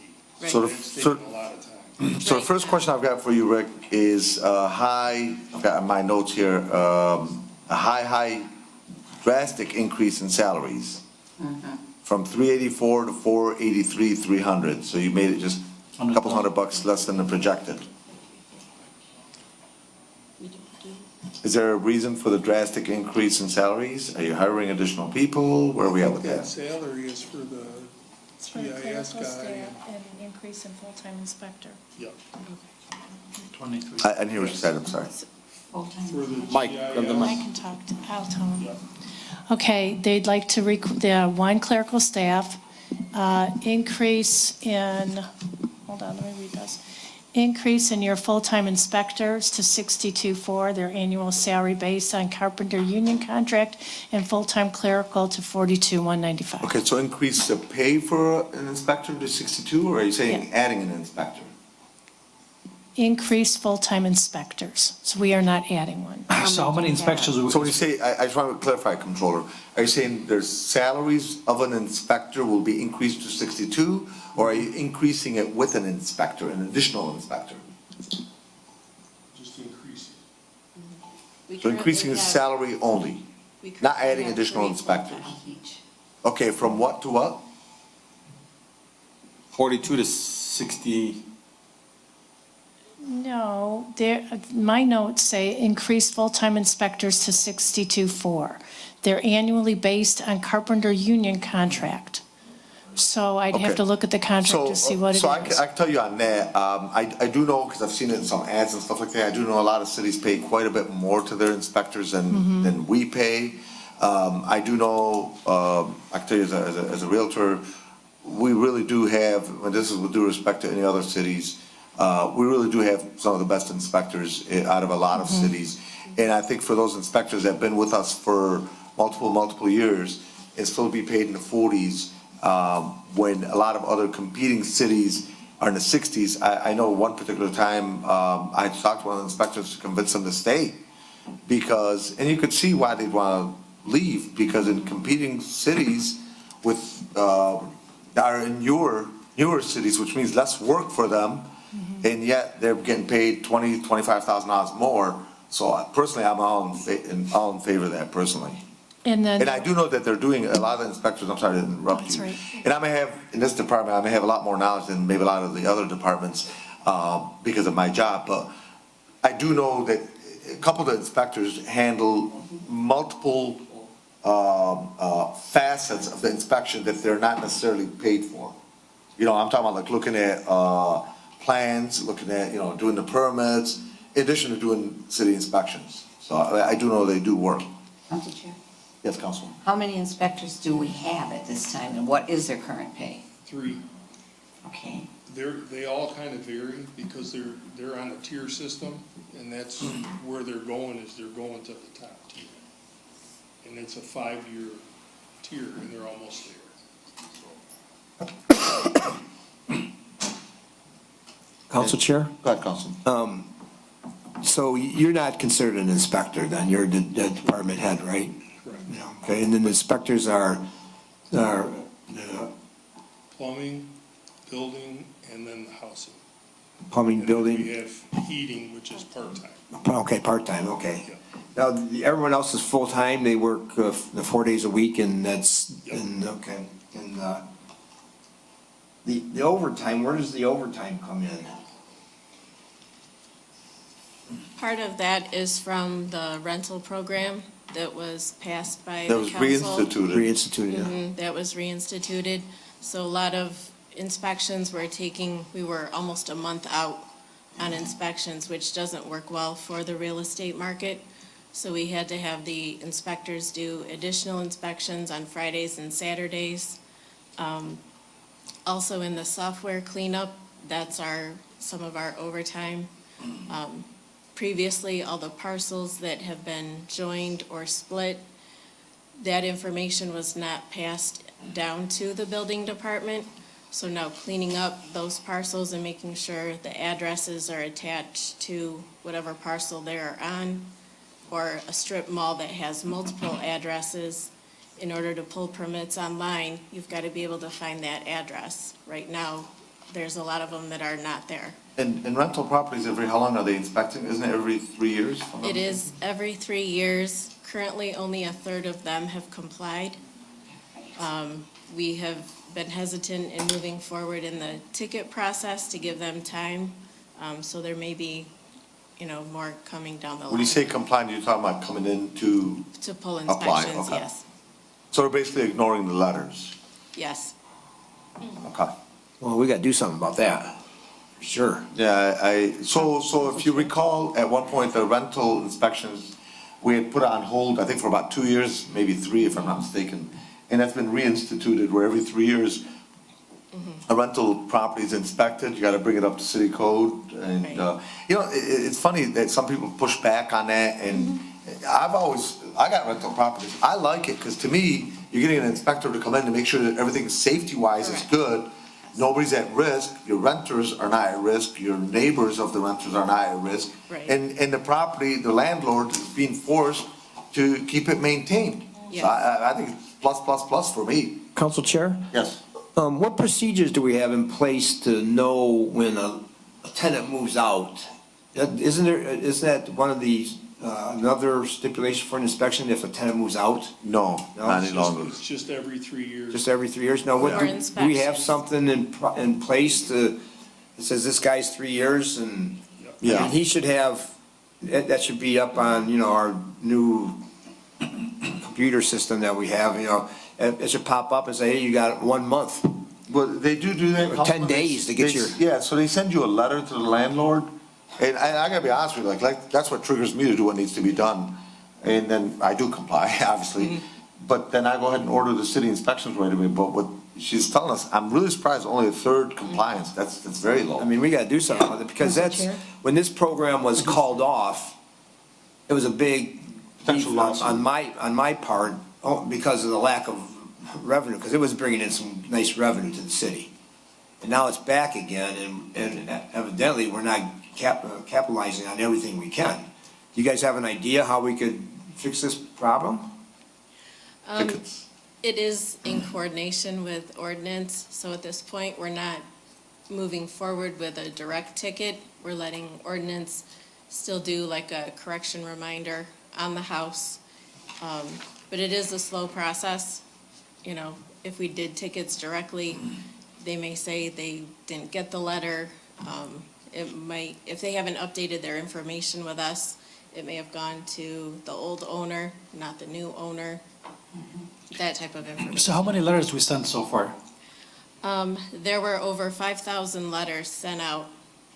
So that's At the 5,000 initial properties or, Pardon? that's 5,000 properties or less? 5,000 rental properties. Does that include commercial? No. Okay, residential only. For commercials, we don't have that process in place to re-inspect after so many years. We may be coming back before you for that later on down the road, but at this point, the re-inspection is only on residential rental Okay, properties. Councilwoman, go ahead. My concern is that I would like to see that every time someone moves in and moves out, redone. And I've had an instance, we have 7 houses in a 1-block distance. Last year and the year before, we had 2 homes. One was actually in the next block. But these had older teenagers. They got into fights in the street. They had guns. They shot up houses, tires on cars. And with the police department, we got those 2 out. We now have better tenants. One happens to be an ex-cop. But it takes a while, and those houses were destroyed in the process. Now, if we have to wait 3 years and they ignored it before, that's not good enough. We have to get those up to code. That was part of the lawsuit.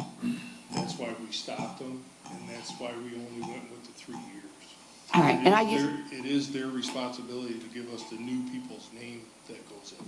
it doesn't always happen. I used to live between 2 rental homes, and one, the people were in and out every year, and damage was done. And the mailman told me, or the mail lady at that time, that the house was in foreclosure, and they were just sticking people in there. They used to come over and send their kids to borrow toilet paper from me. And they wanted to sell me cucumbers they got for free. It was not a good scene, guys. And, we got new neighbors, which is great, but I do think we ought to have inspections more often with the in and outs. And I'd like to personally get a list of how many different landlords we have in the city.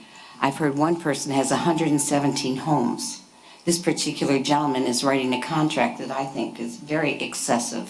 He makes the tenant responsible for if the house floods, if anything breaks, they are responsible. That should be illegal.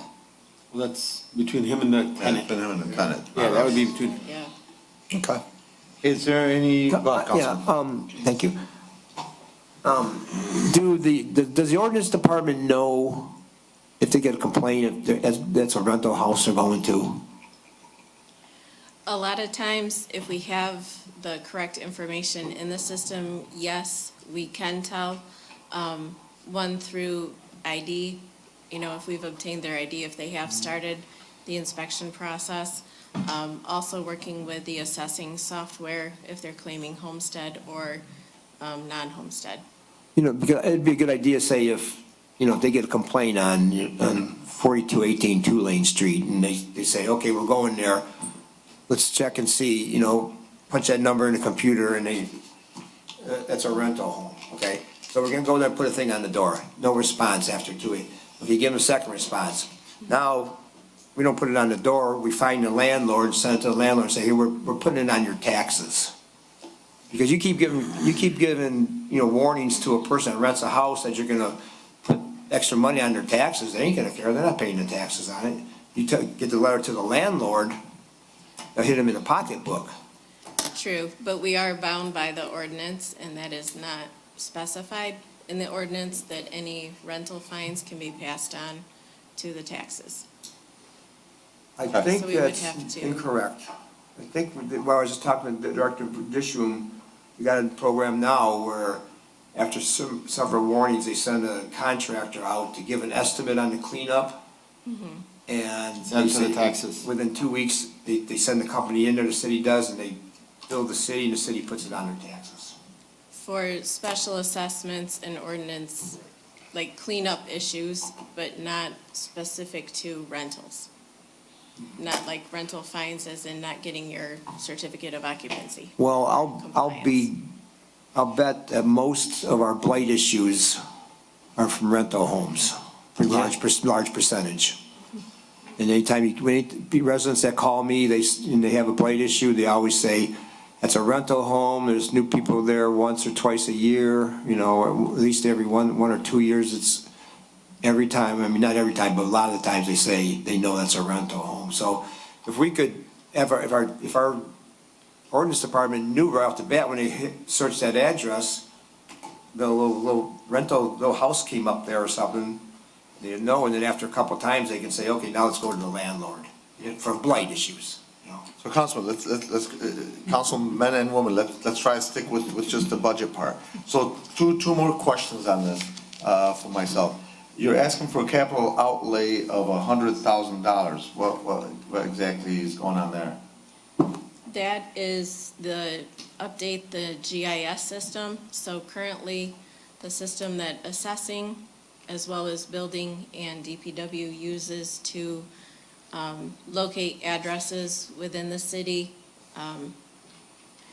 It is outdated. It's been at least 11 years since it's been updated. What does it do, I'm sorry? So it's kind of like a Google search, but specific to the city, which shows the parcel numbers for the individual properties. As far as our application, DPW has different water lines, sewer lines connecting to each property. Right now, with all the parcel joins and splits that have happened throughout the last 15 years, you go to look up an address, it shows it here, but they've actually joined maybe 2 parcels, or on a commercial property where they've joined multiple for like the new development on Ford Road. It still shows the old houses where the new strip mall is, and the old parcel numbers that are no longer existent. I see. And $100,000 is what you anticipate it would cost for that new system? That is an estimate, as we don't have any I mean, definite because numbers on I'm that. just thinking out loud here, I have no clue what they cost, but I'm just thinking out loud, it seems like a little excessive for that, for what it does. It's very expensive software, I can tell you Yes. that, the GIS mapping, think of a traditional map with easily 50 to 60 layers on top of information of the whole entire city. So Okay, well, he knows a little bit more about technology than I do, so maybe I'll take his word for it. Just a before- slight and more tad than more us. than me. You're not that much, but you're just a tad better than me. No, I'm just kidding. More like that, I checked into that, that's why I contacted the service to locate the service area to wait them, because we don't get that in the middle of the city. So, it is very expensive software. I looked into it, so it's not worth it unless we want to buy it for the whole city. Okay, so is this gonna be for the whole city, this one? Yes. Okay. And then the other question that I had for you, is the master plan. Yep, that's all. You have that on there. What's the latest and greatest? We have the contractual services master plan, 350,000 during the amended budget from last year. You don't have it for this year, but I'm just still checking. What is the current status on that? It is out for bids. Yes. There we go. Yes, the bids were supposed to come in last Wednesday. Unfortunately, we only received 2 bidders, so we are continuing that one more week. And then hopefully we'll get another bidder and our city engineer will present that to the council members. But we don't believe that the entire project will be able to be finished this year. So technically, it's the same money that we're allocating for next year. For the next fiscal year? Yes. Okay, thank you. Any other questions from Yeah, council? Council, yes, Council Chair, thank you. Speaking of the master plan, I mean, aren't we in trouble not having a master plan right now? I mean, I think for going out for grants and other things of that nature, you have to have a master plan by certain dates. I think I don't think we have an updated master plan. We're behind. Doesn't that affect our grant writing? It does. I mean, why can't we streamline this? I mean, how long have it been since we haven't had a master plan? It's been 25 years, and you are correct. It No, is it's- very important if we have a master plan that supports the It hasn't been projects that we're 25 years. doing. We did a new master plan about 10 years ago. No, you've revised the one that you did 25 years ago, but it hasn't been fully done in 25 years. The last one that was Yeah. revised is in 2013. And that's the last revision, but not a new And one. that's all you need is a revision on a master plan to qualify for a lot of these grants. We're missing out on grant money, and this problem has been sitting for years, this master plan issue. I mean, it's been brought up by me several times, other council members, CDDB director, brought it up before, and it's something that's costing the city money. You know, we can't even write some recreation grants because we don't have a master plan. That's why we're moving forward Yeah, we to need try to, to get I mean, that taken care we of. could say not this year, but next year. But we approved this last year, so how come it didn't go out for bidding yet? We were working on other bids. We've gone out for the sidewalk contractor, the format printer. There was some issues initially. It normally goes through the planning commission, and then Mr. Dibb took it to move forward with. They have a rough draft, sort of? There's no bid, there's sending for bids. Well, I know, but they know what they want, sort of, and then, but I know when I did it, when I was on planning commission, once we gave it to McKinnon or something, I think it was the company that did it at that time, it took a while. It wasn't a month or two, It took about 6 years to get to that, Yeah. to give it to McKenna. yeah, it took a long time, it was a big process. I hope this doesn't take. Any other questions on the budget? Yes, one more, Council Chair. The contractual services, 12,000, what does that include? Its line ends in 818, Oh, continuing services. continuing service, okay. A lot of that is fees for BSNA,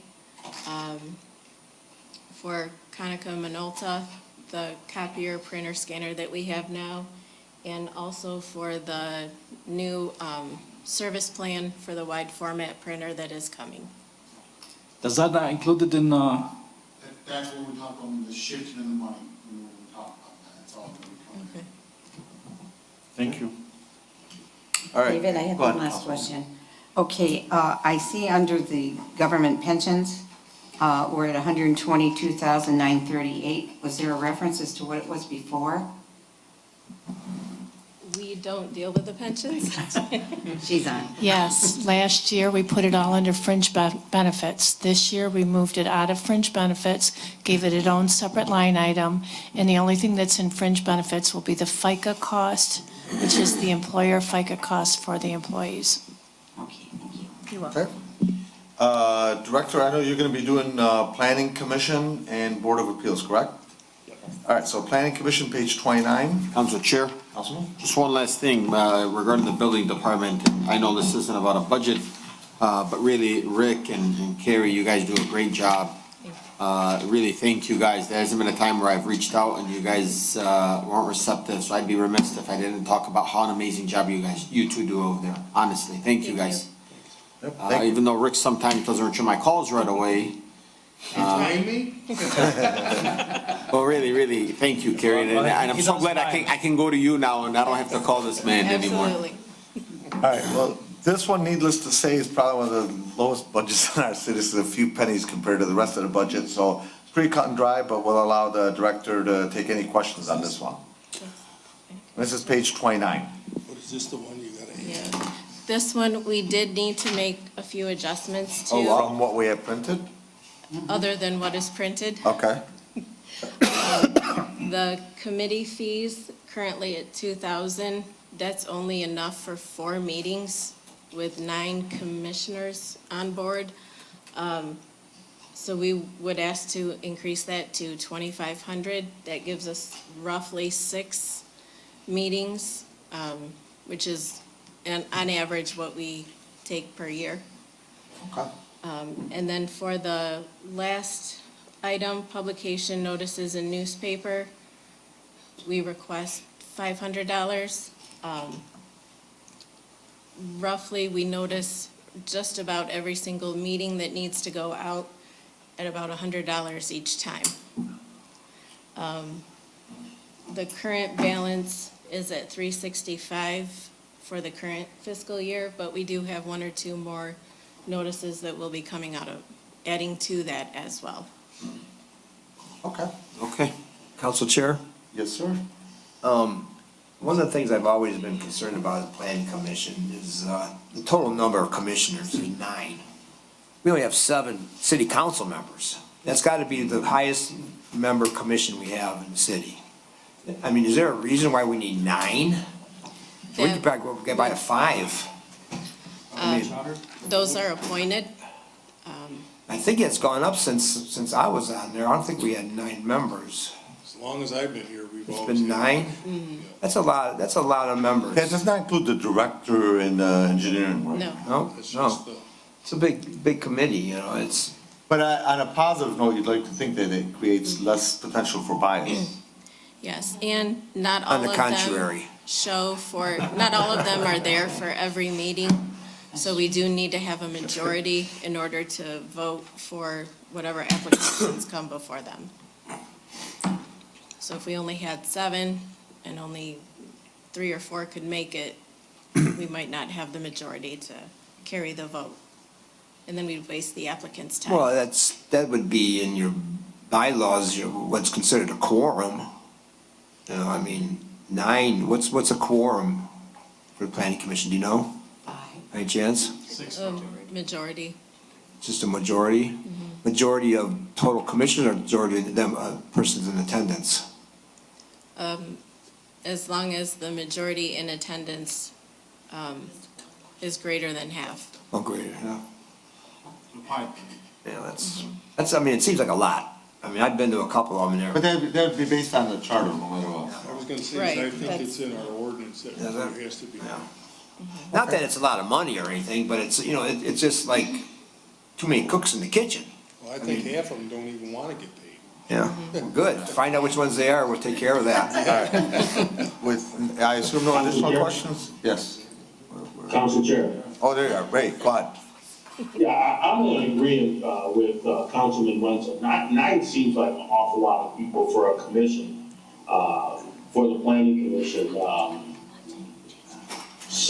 5 to 7 should be more than enough. And if they consistently don't show up for their meeting, well, you know, being in an appointed position, maybe somebody should just reappoint a different person. to continuously, not show up for important meetings like that. I mean, we have efforts from a lot of council people when on vacation, at least attended on Zoom, but if you've got a meeting and you're an appointed, personnel, you should show up for that meetings or don't be appointed. That's a commitment that they make. And I agree with, Councilman Wenzel. Okay. But that's something that we can take. But it's not a budget thing, quite honestly, yeah, it's more of a city council situation. That's just an agreement. Any other, let's try to stick with just budget, dollars and cents. Any other budget questions? Next budget. Hearing none, next item is, Board of Appeals, page 16. And that'd be the zoning Board of Appeals for those that are not familiar. Any budget questions on that? And that one's cut and dry, total budget of 3,153 requested or recommended. Is that 9 commissioners too, or No, there are only 7. 7? It's only this. There must be something in the charter then. Yeah. We are gonna It look is an tomorrow ordinance. and make. I'm pretty Is sure. that ordinance? Okay. So any questions on the Board of Appeals? I don't have any questions. I don't have any questions myself. Any questions from any other council members? Nope. Okay? Thank you. Good job, Rick. Good job, everyone. Appreciate it. Call me back tomorrow, huh? I won't be here. Thank you for your support. Thank you. All right, next up. By the way, Council Chair, every time I call Rick, I said, what you doing, Rick? He said, oh, I'm filling out my retirement forms. Thank you. Have a good night. Thanks. All right. Thank you, Rick. You didn't mention your money. While we're getting a pass out, It's good. You never give it to us. Okay. I'd just like to mention that I was late this evening because my calendar said 5:30. Plus, I was in Ann Arbor at VA Hospital, so I apologize for being late, guys. I was late. It's 5.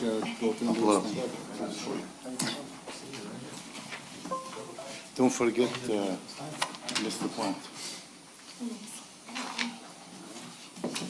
The one in the book says 5:30. No, it's You 5. got the man that made the legend, Mr. Hassan Jamal, the best grant writer in the state of Michigan, the best CDBG director in the state of Michigan. I can't vote for you, I'm Canton. I know. But you are doing great. I can also, I can still take, All right. we'll talk. CDBG, and that'll be on page 34. But I want to keep, what, page 34? 34. We're not going to spend 5 hours on this, Mr. Jamal. Actually, I wasn't planning on this, but there is an obligatory budgetary process I have to go through that, you are the approval authority for the compensation. That's it. The other things are done because I am here and we present that as an official presentation, not included in the obligatory process of this based on HUD. So this is an opportunity for you to see, to look, to talk a little bit, but actually it's not an obligatory process. All right? So let's start first. Good evening. I put that there and it is already in front of you. Good afternoon. Good afternoon, sir. Good afternoon. For all here or on Zoom. The first one, I'm not going to start with this. I'm going to start with the budget that being put for you on your laptop, which is presented by the controller. We don't have laptops. Oh, you don't have laptop? Oh, Jesus Christ. Okay. So look in your budget. Which page is that? Huh? Okay, you can be concerned in that page only about the compensation, which is the top ones, all right? Those numbers, the 3 numbers there, those numbers are wrong. They are from last year, and that's not, you please, cross them out because they are not what I am proposing. All right? So let's start right there. So the right compensation that will be inputted there will be after your approval of the compensation, part of the approval of the action plan, which will be done according to the format here you see on that TV, on that screen, and will be done after 3 public hearings and environmental review and clearance. And that will come later, probably July 15. So the obligatory that we need to present with your approval a plan, we call it action plan, to the Fed before August 16. That will include what we can do with the money which we already been approved for, which is $900,059,756 and $0. So that's almost $1 million. It's already been approved, being appropriated for us, Dearborn Heights, to be spent next year, which is fiscal year start July 1st, 2023 to June 30, 2024. All right? That money is already being appropriated, not obligated until you approve the action plan, which should be done, as I said, after a certain process, separated totally from the general fund. When that being approved, those will go into the general ledger by the controller, will be logged in as what we call backup separate fund, which is Fund 103, separate from Fund 101. Those are money that we spend, have no effect on the city general budget, period. The city general fund absolutely doesn't impact by the spending of what you see, what's in your front, which are 1, 2, 3, 4, 5, 6, 7 projects and programs. The money being spent by my department, approved by me, with the authority that I had from the council, cleared by the federal government, so I can be representing the city and signing off on money I am responsible personally in front of the Treasury, the U.S. Treasury. And I am the only person in the city can sign off on those because I've been cleared since 2004. It is personal responsibility, personal liability, and the city liability at the same time. That's why to get somebody to be cleared to do that, it takes time. And I will be in the future bringing somebody else, at least one. I prefer the controller, but that's going to take some time. Now I have 2, myself and my grant administrator, which she works for Oakland County and works for us as part-time. So any question regarding that, you have in front of you, I don't have to go through them, but you have in front of you what we call an official presentation of what we are going to be discussing later during the public hearings. This is not a public hearing, this is informatory meeting that extra to explain to your honorable body and the public what we are going to be doing in the future. It can be changed, absolutely.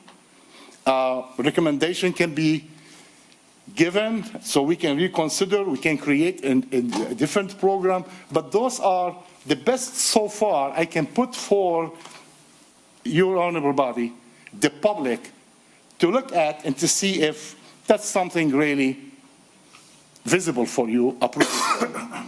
I consider, based on after the epidemic, recreation and services for seniors, which are the most affected by the epidemic, are priority to actually make sure that we are targeting recreational for both, because recreational proved to be something that we have to do to the public after the pandemic.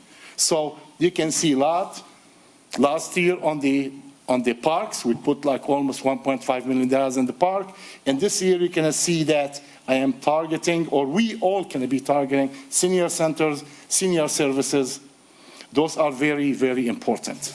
That's why you see them over there. Then you see the normal line item, which is admin. We need admin money to administer this program and other program, because administration, we can target FEMA, we can pay for FEMA, we can pay for other, grants that we provide services for, like helping with taxes for the assessor, helping with program that the state offers that we don't offer, but we help them, translation. We do a lot of things in our office to serve the public, specifically low and moderate income people. We do document that. Now, the third one is like you're targeting, which is code enforcement. I increased that based on the mayor's office, based on the two directors, from 100,000 to 135,000. That can include, the portion of the cost of what we call indirect cost, which will be calculated later between me, the human resources, and the controller, that add the cost of the equipment that the inspectors are using, calculated in their salary. So in a way, you are paying portion of what you are using, equipment-wise. You are getting money back from the federal government for that. Any questions? Can I finish before you ask? I'm not done. So one of the other important aspect, if you look at the two centers, you can see IT included. So the IT project by Director David Cooper included and incorporated in the money that we are allocating for both Eaton Center and Berwyn Center. And this is not only because we have money from the last year allocated. I give you an example, 300,000 for Berwyn Center, still not being used. We are going to be using it. And residue of years of Eaton Center money that I will be putting in, about 50,000. So that's going to be in addition to. So that's the focus. So here's the trick. Whatever the Director Cooper can do for the centers, if it's not budgeted in their general fund budget, they are not going to be paid directly from the general fund. It will be, the invoice will be come to me and I pay it directly. It will have no impact on the general fund. If they are incorporated in the budget, like the inspectors, like the code enforcement, those code enforcement, like $135,000, it'll be considered as revenue to the city. Why? Because we are paying that in addition to what's being budgeted in the general fund. Do I have to repeat that? No. Okay. So one more, the senior services. Also, the senior services are budgeted because it only pays for the salary or portion of the salary that the city pays for the employees who are working, whether full-time, part-time, and their benefit working in the Berwyn Center and Eaton Center. Because the salary of those employees are incorporated in the general fund budget, what they get paid, like the 140,000, those considered to the city as a revenue because we are not paying directly for them. They go through the payroll system and we reimburse the city. Other than that, my salary, my staff salary have no impact on the general fund. Absolutely nothing. Yep. What we use the city general fund balance, what we call the pool, the cash flow. We use it as a bank. Yep. If the council approve me, I can go to a Comerica Bank and open a credit line and leave the city alone. It will be under the control of the city, but instead of paying from the general fund pool, it goes to the controller, the mayor, to you to approve, and it paid from Comerica. And when I get the money back, where the money goes? To Comerica. So we have all these options. Thank you. So let's see if we have any questions. Any questions from any of the council members? Yeah, Council Chair, I do.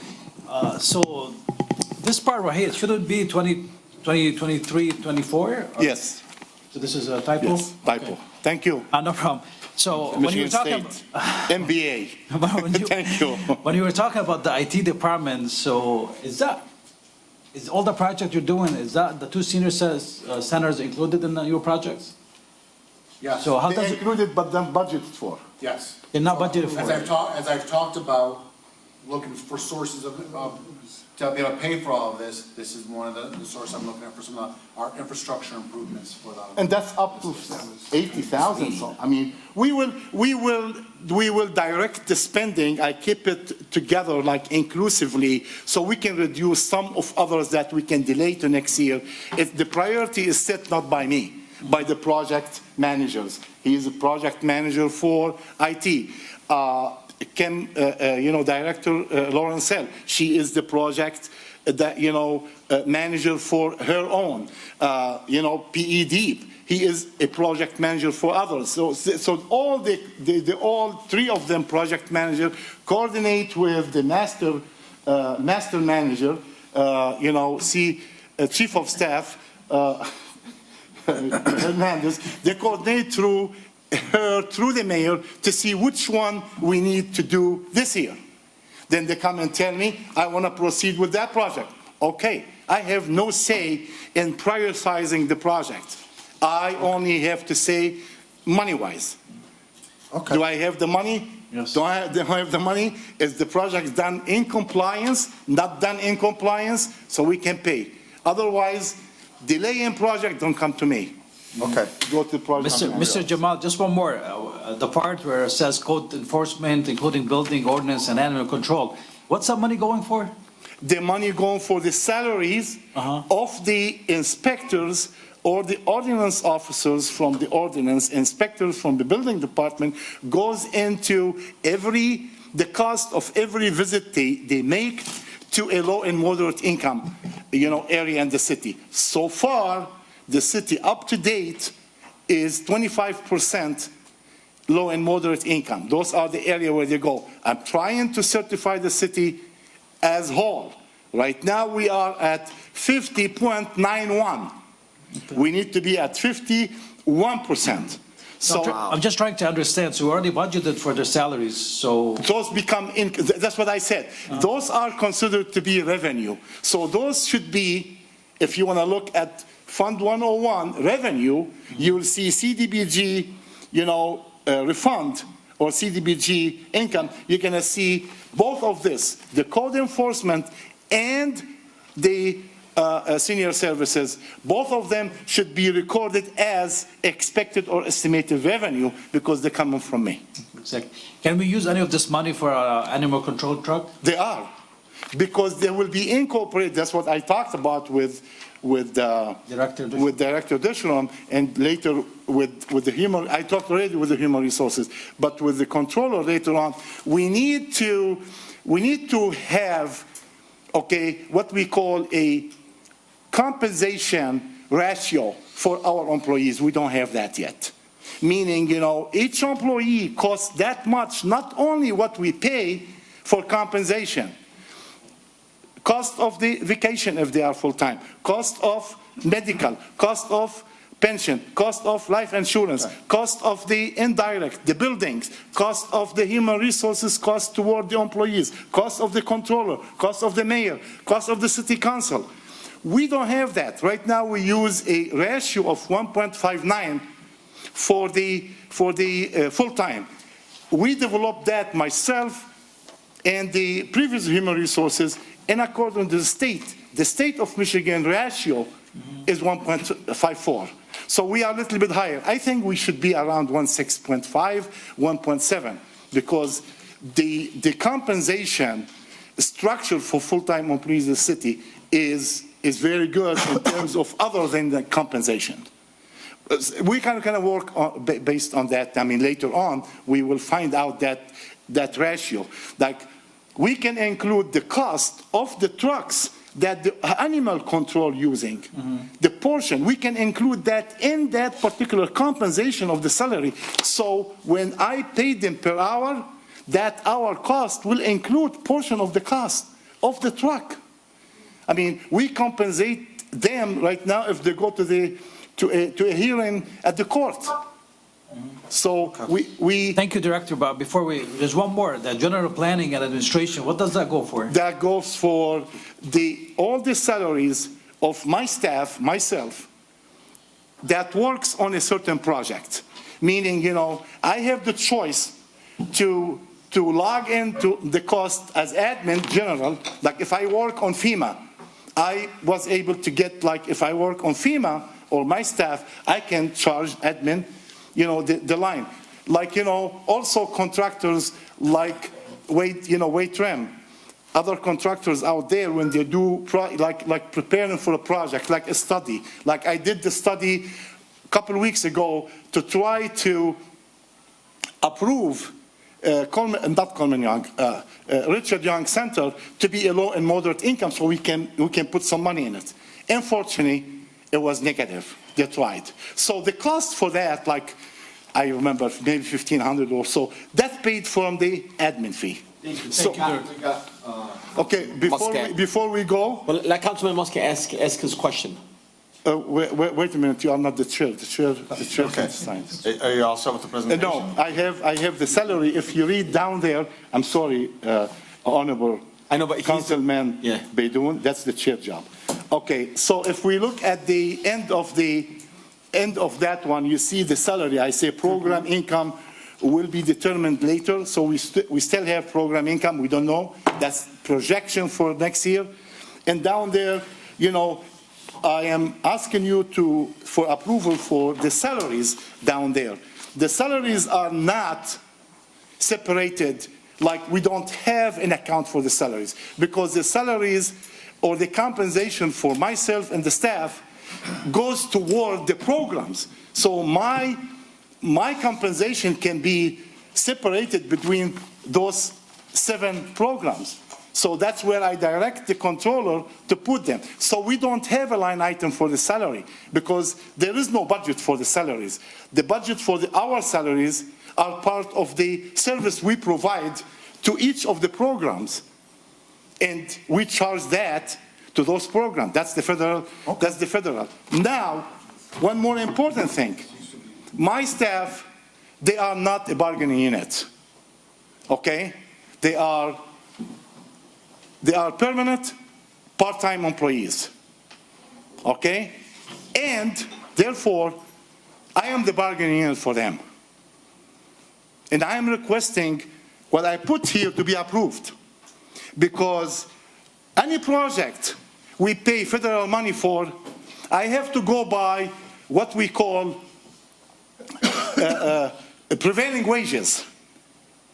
And if a contractor gets paid by partial or full payment from the federal government, I have to pay them prevailing wages. And we prove that, and we go through the process, we do inspection on them, and we interview them. If they are not paid based on that, and we ask for certified payroll. If they are not, I deduct the money from their contract and pay the employees directly. Okay. So for my staff to work below the prevailing wages, which I advocate in the federal government, want us to pay, it will be unethical and immoral. That's why I asked for what I asked there, and I urge you to approve it. How much are you asking for your employees? Which I'm asking for myself base hourly rate $44 per hour. That'd be $91,000. Whatever it is. Okay. That's actually below or the lowest on the track of like grade 13 at the federal government. Okay, and what are you asking for your employees? For my employees, I am asking for the grant coordinator, which she already at that rate $35. Be how much? $35 per hour. because they're all part-time. She works only 16 hours per week, so that's. What about your two employees over here? The other ones, go ahead, it's there, I'm reading them. The other one is a program or project specialist, okay? That project specialist, I'm asking for $35 for that employee. It's on the lowest. It's on the lowest. We pay for a carpet layers, $47 an hour. Total compensation, obligatory by the federal government, $65 per hour.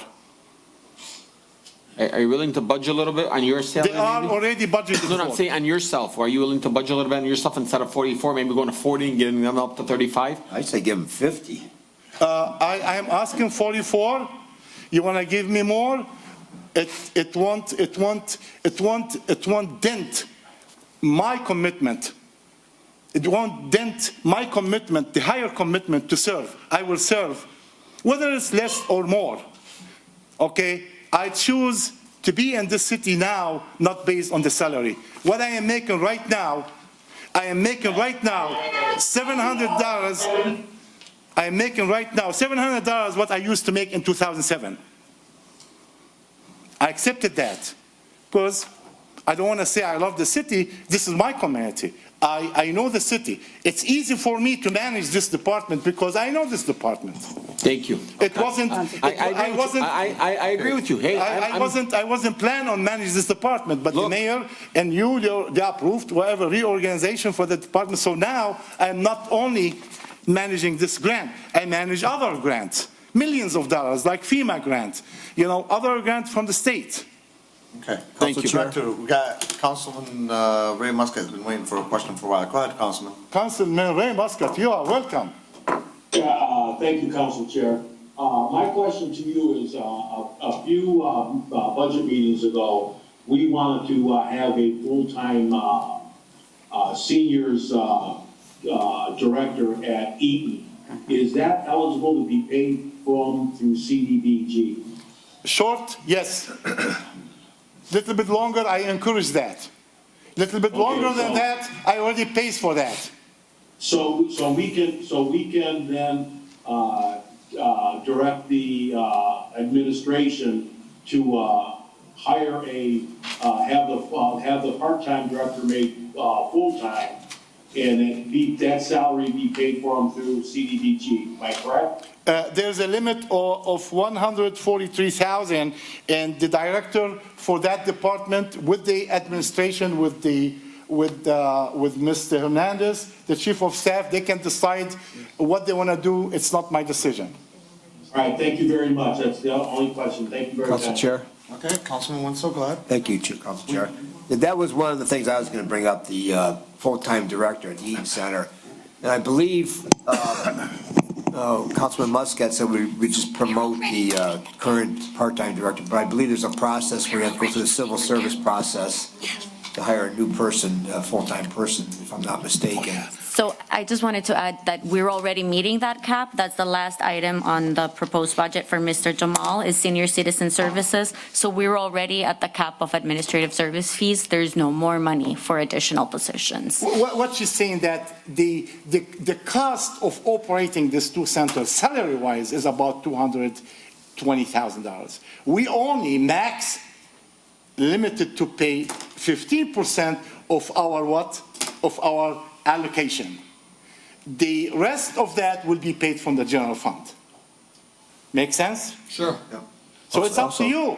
You wanna, I mean, you are using the 150,000. There will be a little bit more because program income can add to that. Okay. Like 15%. We have another question Okay, from yeah. Councilwoman Vaughn. I got two more things. One of the things, for code enforcement, including building ordinance and animal control, is 135,000.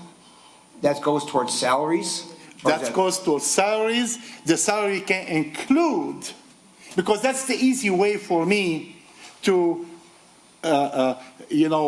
certify, verify the payment and document that payment in compliance with the documentary process obligatory for me to ask the federal government to pay money back instead of trying, to put hats on too many heads like cost of the gas, cost of the, so we take the cost and incorporate it in the salaries, the hourly wage of the, yes. So the answer, indirectly, yes. Directly, no. I prefer to pay only for the salaries. Yeah, because I don't see anything about that in the ordinance department budget as far as getting compensated in any way. It's just asking for their full amount for salaries. You mean, I only budget the money. The process will be based on our agreement with them. The current agreement is to pay for every event that they go where I can indicate and verify and certify that it is in low and moderate income area. Okay, yeah, that makes sense, but I don't see anything in here that says that, possibly. That's why you are asking the question, Councilman. Yeah, that's right. Also, now, your part-time employees, it should be known that they are not getting any fringe benefits. They already know that. They choose to be, I choose to, with the administration, to have the permanently part-time because the flexibility that I want to maintain a workforce that they can understand what they're doing. Right. My staff, they are multi-talented. They do multi-tasks, not particularly to one thing. Give you an example. My rehab specialist was called rehab specialist. I changed it to program specialist. Now, that particular person involved with me and with the engineer and with the department heads in developing specification for all this project. He's on board with myself, okay, to do all this. So he's not specifically for rehab of the homes. He's working on others. So I compare their multi-talented as a master, tradesman, where the tradesman is not electric, is not only, they are masters. So to be able to maintain those employment, you can't find them sometimes full-time. Oh, okay. Especially, that you're asking for $35 an hour, and it seems like a lot, but it's not. When all the other employees in the city, not to belittle anybody, but they're making, $15, $20, $25 an hour with all the benefits. These are $35 an hour with no benefits. Thank you very much. You probably understand that because you was union and you understand collective bargaining, whatever. Those employees, I am the collective bargaining for them. They have no voice. I am their voice. And I have to base my voice on fact. I have to be fair and without looking into the overall city compensation, because these are, segregated, paid for by the federal government. We gotta rush this. Okay, so one more thing. Like I give you an example. In my department right now, we do reconciliation of the accounting, documentation that required for the government in my office. I split hairs to be able to do that so I can get money back from the government. Because right now, with the new controller, which I appreciate a lot, she's trying to take over that little by little. But right now, I don't rely on the control office to do reconciliation of the records. I got a question. What do we got to do? Because these are part-time employees, you're saying, they get no fringe benefits, they get no health insurance, they get nothing. What do we got to do to bump them up to 40 instead of 35? You want to pump them up to 40, there's budget for it. Because the budget is not limited for them in any ways different than the budget for the employees of the city. Because their time is allocated to the programs. So they get paid from the 900, they $1 million. So I have budget for them. You want to give them a certain amount. You see, I don't want, if you say 40, they are in the middle, at the upper middle of the compensation. In 35, they are in the lower middle of the compensation. Myself, 44, I am in the lower. Come on, you're full-time though. These people are part-time. That's what I'm saying. Okay, yeah, I'd love to see them at 40. But if I am part-time, I won't work less than $80 an hour.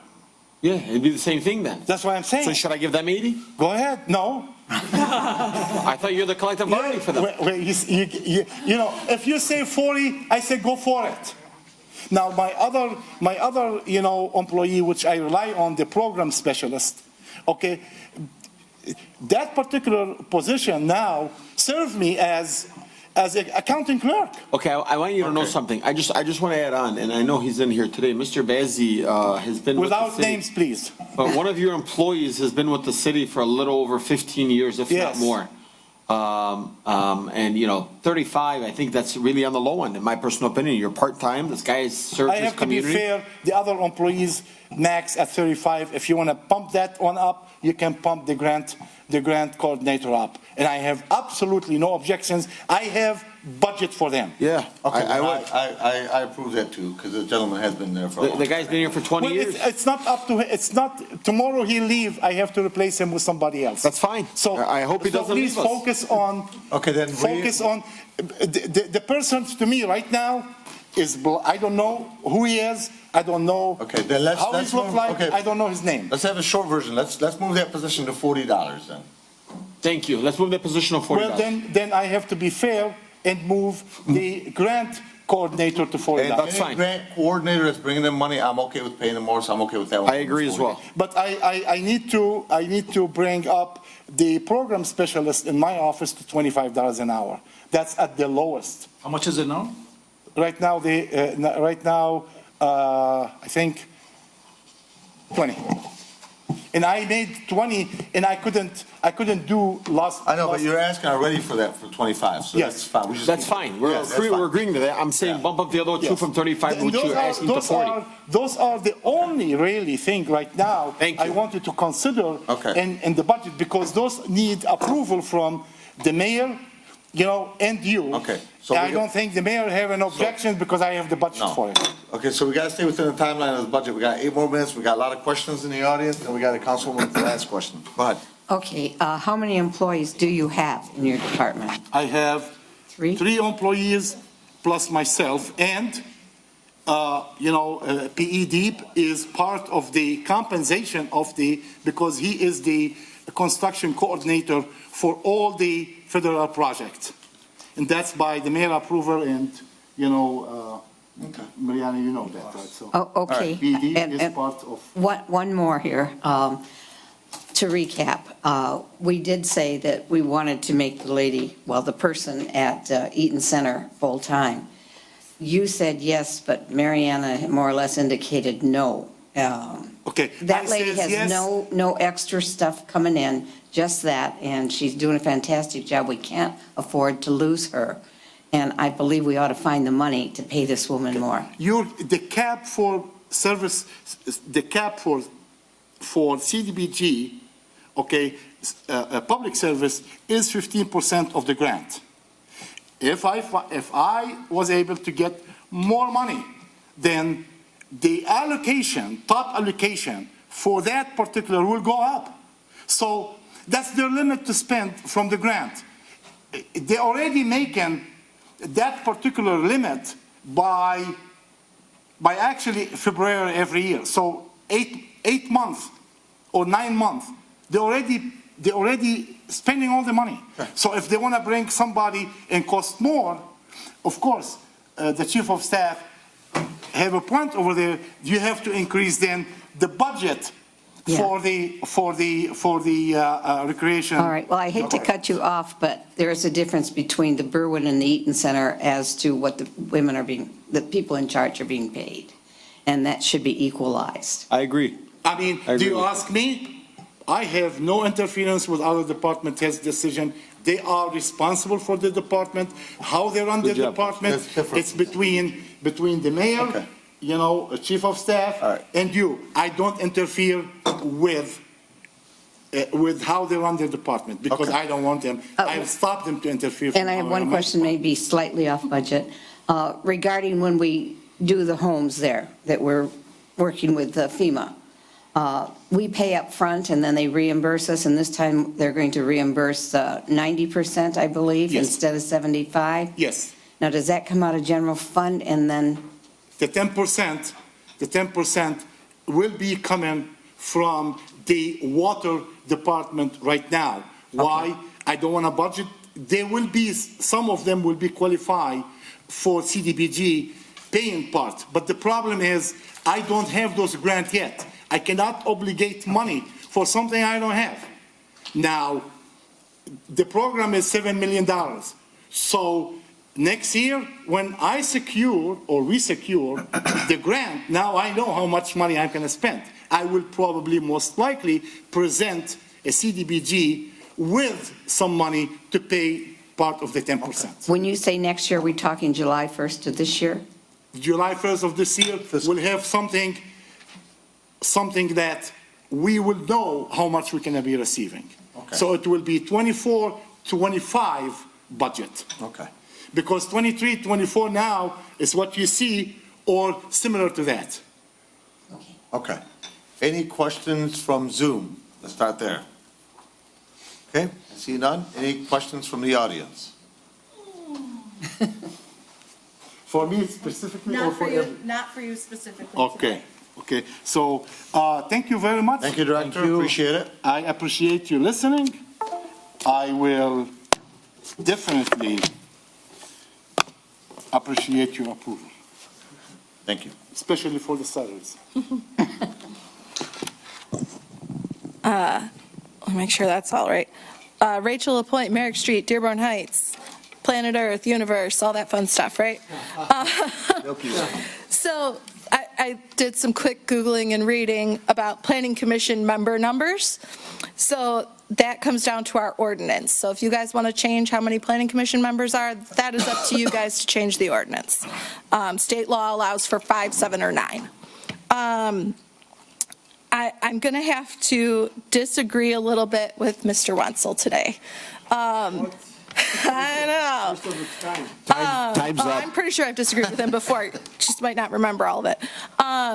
If we don't upgrade our tech stuff, it will make everyone's jobs harder. We'll be able to get things done faster. So if, ordinance has 100 tickets to put in the system, and right now on our slow stuff, it takes 2 days, it might only take an hour. It can speed things up that much.